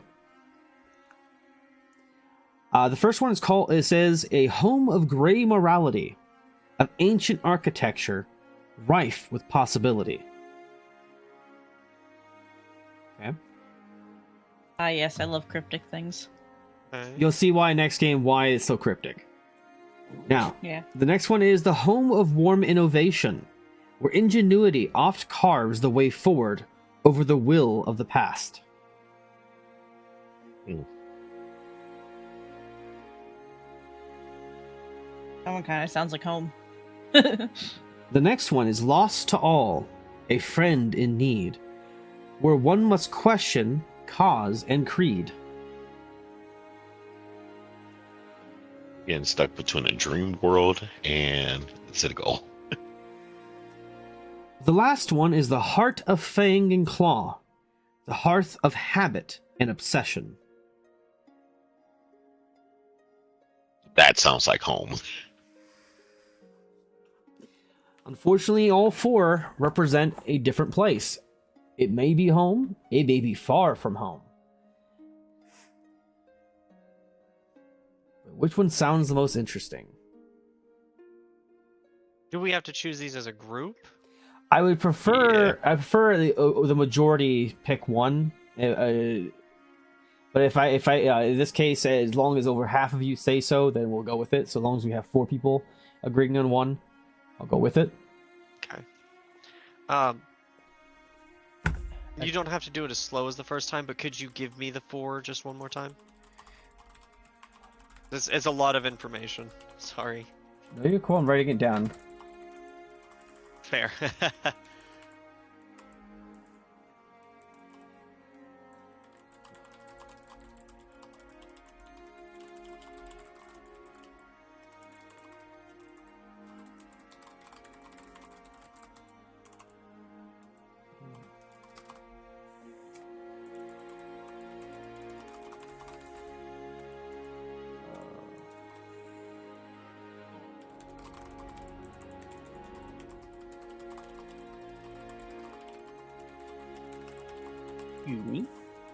I'm trying not to spell things horribly. Apologies.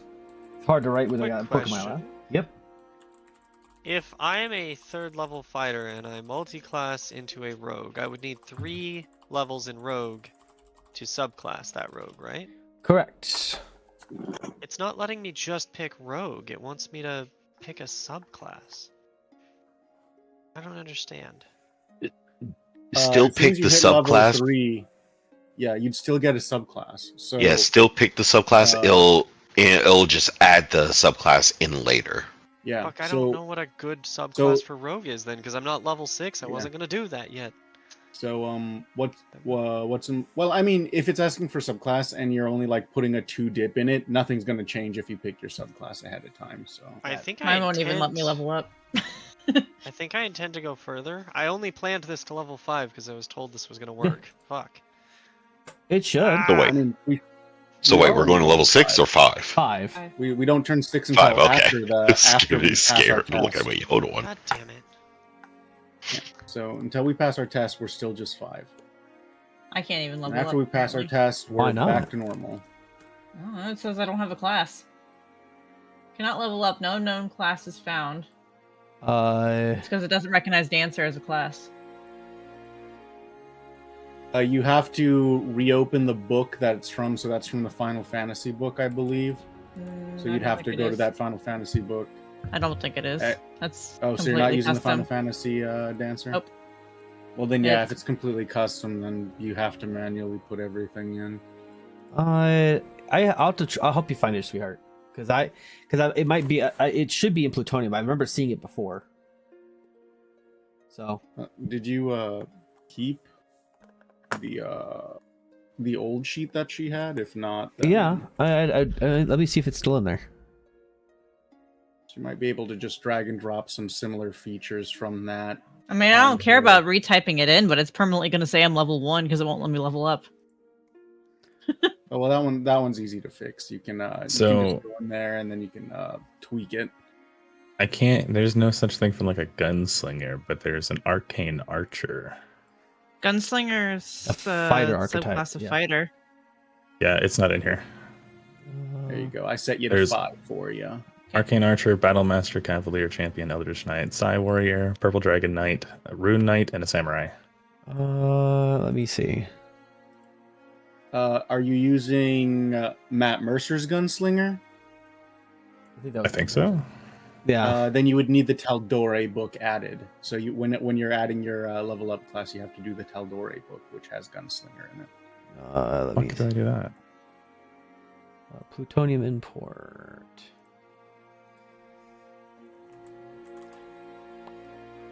We'll be right back. We're going to get water. I'm trying to pull in the book right now. How much would it cost for me to repair the Staff of Myrias to be useful again, or can we just never get the magic? No, back in there, so we lost it? they will actually fix it for you for free as part of your class upgrade.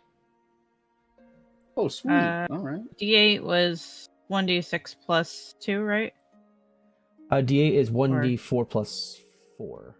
Plus 4. Okay. What the hell? Close. Okay, can you just do this?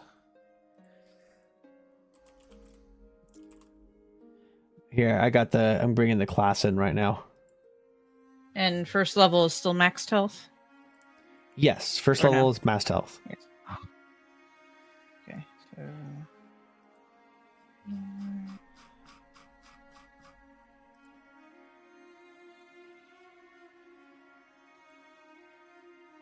I wish I understood what the Right. fuck was going on with this system.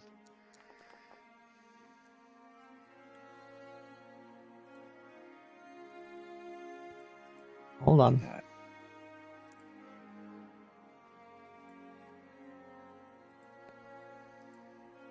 Please, just let me Five. edit literally anything. That'd be great. 5 times 4 calculator. Do you have the so there's a little wrench in the upper left corner. You have to, I don't know if you've turned that on or not, but you have to turn that on, and then that's how you can actually edit the newer sheets. It Because won't let me. Oh wait, do this. I was leveling up before turning that on, Okay, found it. but that's leveling up, not editing. No, yeah, so that's I don't- different. I have to do everything Yeah. manually. It's really I can. weird. I should be able to Yeah. pull it in, Jen, and say, "Let me figure it out." Okay, I'll do it for you. My level up is grayed out as well. It says it failed to find the Jaeger class. Why are Looks like there's things? gonna be lots of work over the next 2 weeks. Ugh. I just don't know why it's being a pain when I know for a fact it's all in here. So give me a sec. I'm gonna try. And you paid for it. Yeah, I know it's in here. yeah, Jaeger, you might have to drag and drop onto his character sheet just like by raw, because that's not in the importer. What was the search up key command? Control space. Control space. Thank you. Yeah, and it's definitely in here. So, and then let me go to. Oh, I'll find it. Sage. But I do need to find this information out for you guys. So do me a favor, and I would say look at the notes here. You had the 4 options: a home of gray morality, of ancient architecture, rife with possibility. The second one is the home of warm innovation, where ingenuity oft carves the way forward over the will of the past. The third one is lost to all, a friend in need, where one must question cause and creed. The final one is the heart of fang and claw, the hearth of habit and obsession. All right. And we all pick one. I feel like 3 because it Same. has friend in need in there, and Same. I Yep. think that might be Bunyer, and I don't want to do anything else prior to that, because like if we do something else besides friend of need might die. So Yeah, I'm with you there. I think anything that references, even if it's not Bunyer, anything that references a friend in need, I think our whole party would just jump to. So That's fair. That is very solid. Yeah. If it wasn't going to be that, I was going to pick Heart of Fang and Claw, just because that genuinely sounds interesting. it does. Hearth of Habit and Obsession sounds like a really neat adventure. But yeah. You guys will be going through all of them. All 4 are part of the campaign. It's just a question of order. So Nice. Let's do the friend in need then. Friend in need. All right. So, with that in mind, we would do the MVP, but I feel like there was so much role play here that it would almost be unfair to do that. You don't want to Yeah. downplay anything, No, I don't really think we can necessarily pick out an MVP or who grew the most, because this just had way too much going on for everybody, really. We had some Well, great speeches from Sage and Artan, and it goes. it goes. I mean, even Brahm got a show over here with the dance of the most elemental nature, a primal dance, something that nobody else ever had. Now, the next thing to keep in mind for everybody, and this is going to be some homework for you guys outside of the game.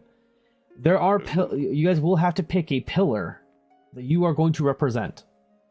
Now, traditionally speaking, normally everyone's only allowed to have one, and it cannot overlap. But that is not the rule here.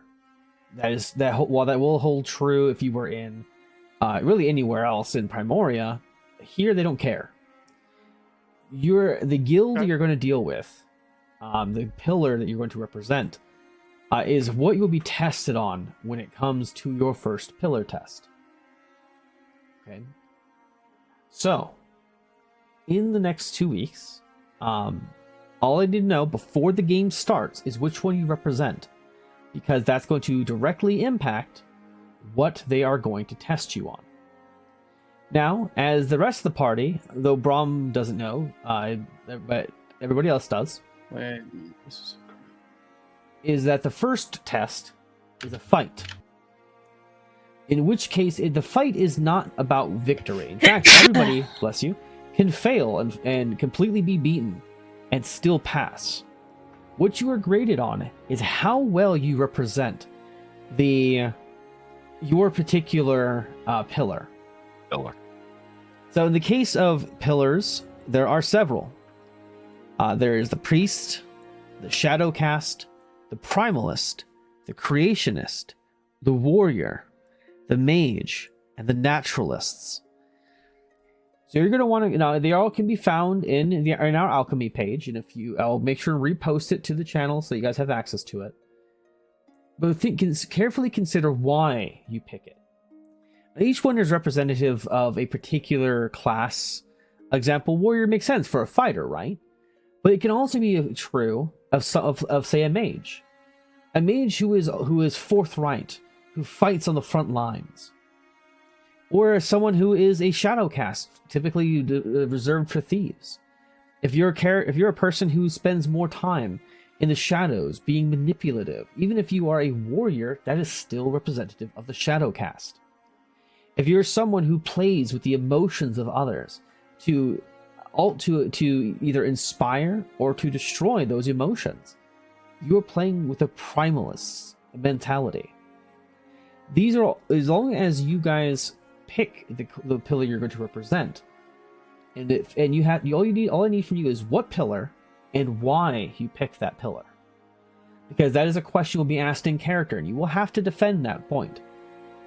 Okay, so the sooner you pick it, the better we can talk it out.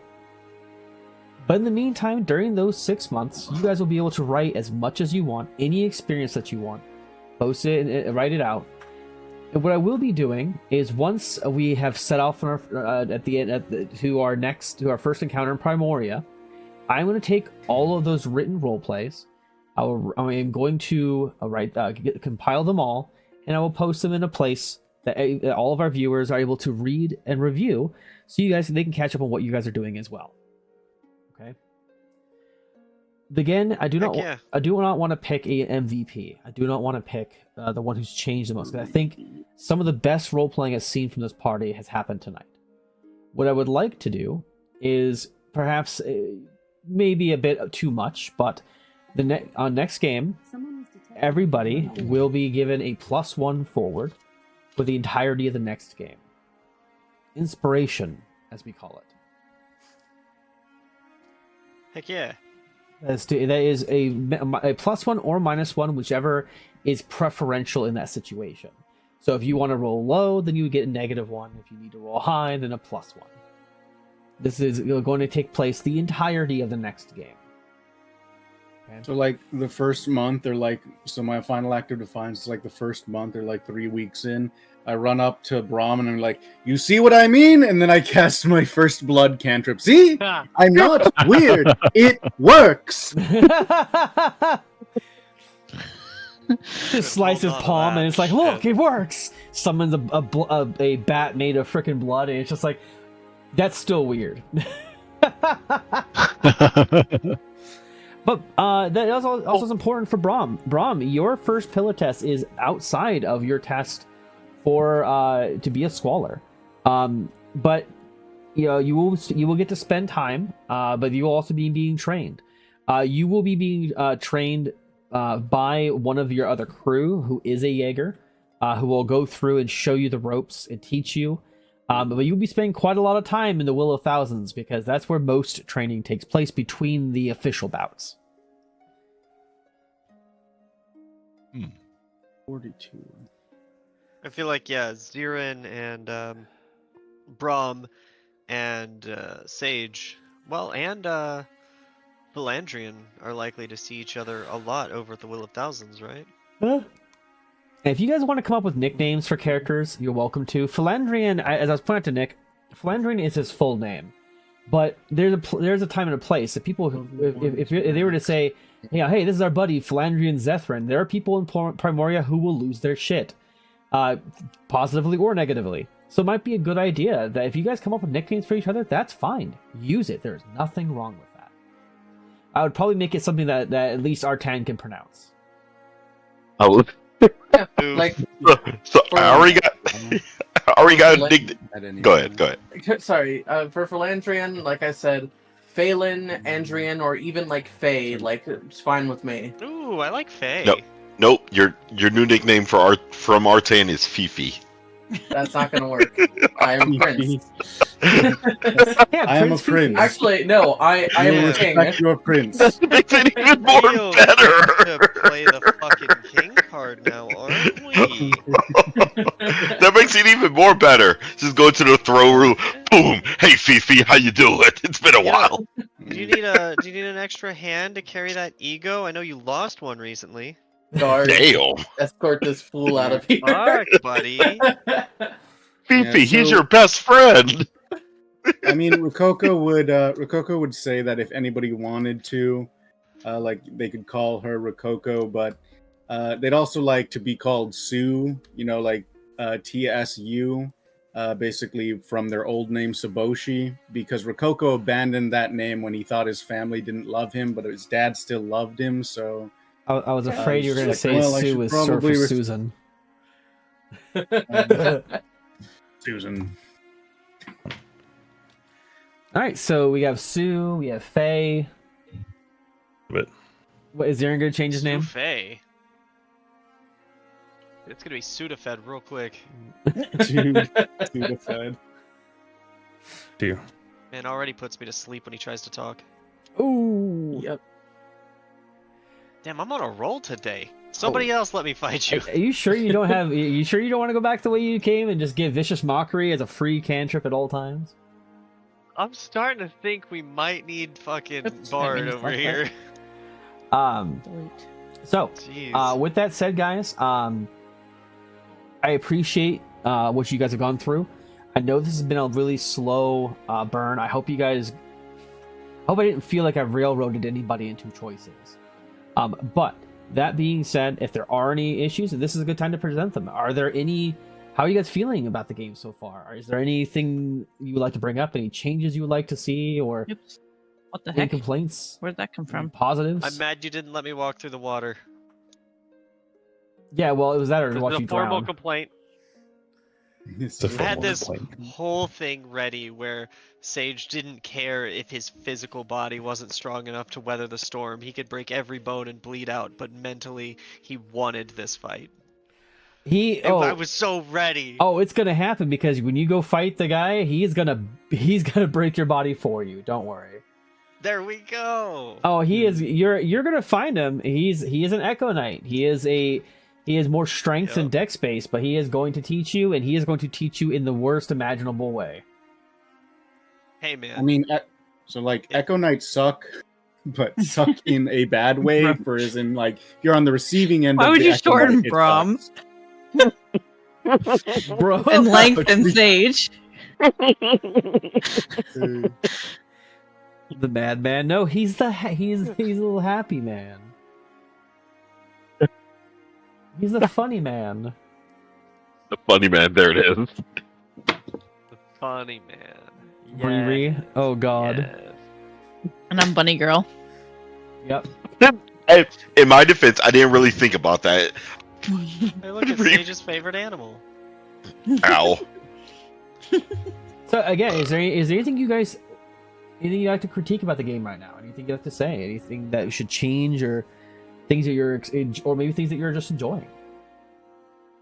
No, Not I enough. will have to give- Not enough opportunity to use my actual inspiration for this game. Well, I will have to that's give fair. props to Sage on this one. I do look forward to having more just like group activity moving forward, and I think You know, everybody looks interact with forward to an everybody. encounter too. Yeah, Encounter's we're all gonna be ready fun. to fuck shit up, not gonna lie. Oh, what's gonna happen?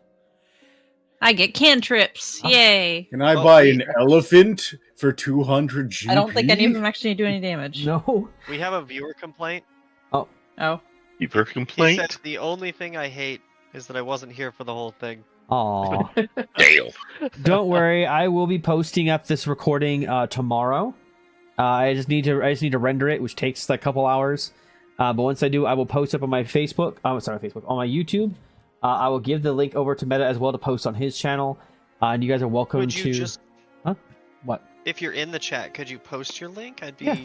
happy to. Yeah, Yeah. have that. Nice, Midger. Guys, watch this. I re-enabled the bot. It's gonna ban him when he posts a link. Oh, okay. Well, I mean, I was waiting for it. What is this, a Doug video? Come on, come on. It's not a good day unless I bait the DM at least once. No. Don't God do damn it! that. Hold on. Shit, forget baiting the DM. He can't get his own shit straight. Just enough to post in the channel. Okay. No, it's not. That's not the issue right now. For some reason, it's not finding my. Efficiency starts at +2, right? Oh, that's why. What is it? What? Yes, starts at +2. For some reason, it. Quick. Here you go. Sorry. Quick side note: does Paladin's cantrip can be cast Ban. indefinitely Cantrip. without flaws? All cantrips are infinite use. Paladins Okay. don't get cantrips. Fighting Unless style. you pick Blessed Warrior. you picked Blessed Warrior, then yeah. Yeah. Cantrips are infinite then if you do that. Yep. Ooh, I found a good one then. Yeah. I get 4 cantrips, but none of them do any damage. It's great. Well, Word of Radiance. Ooh, So- it's a scaly one. I so like next it. time, guys, look forward to a fight where we'll be having a fight next game. You're gonna be dealing up against an equal number of opponents that are of equal level. I will be building them with the intention of countering a lot of your abilities. This is specifically to allow you a chance to try out your abilities. My intention is not for you to lose. I'm not saying that I guarantee you're not going to lose, but it is not my intention. The intention is for you as a chance to explore your abilities and show what you're capable of. However, if everybody rolls a fuck ton of ones, well, I'll come up with something else that somehow saves your asses, because holy shit, that would be hilarious, but also should be impossible. But do not forget, you guys will have a +1 to everything that you do. But we'll go ahead with this. Again, if there's no other comments, concerns, or questions at this time, go ahead and call it an end to the day, to the Animus of the Worthy. All right, and we'll be seeing everybody again in 2 weeks, which would be, what, the 2nd of May? May 2nd? Yeah, May 2nd. Yes. A second. All right. If anybody wants to have some fun, if you guys ever want to do practicing with your characters or character explorations, I'm almost always online every day. Feel free to pop in the chat and we'll talk about it. But thank you guys for watching the Animus of the Worthy, and I will call an end to this session. Thank you.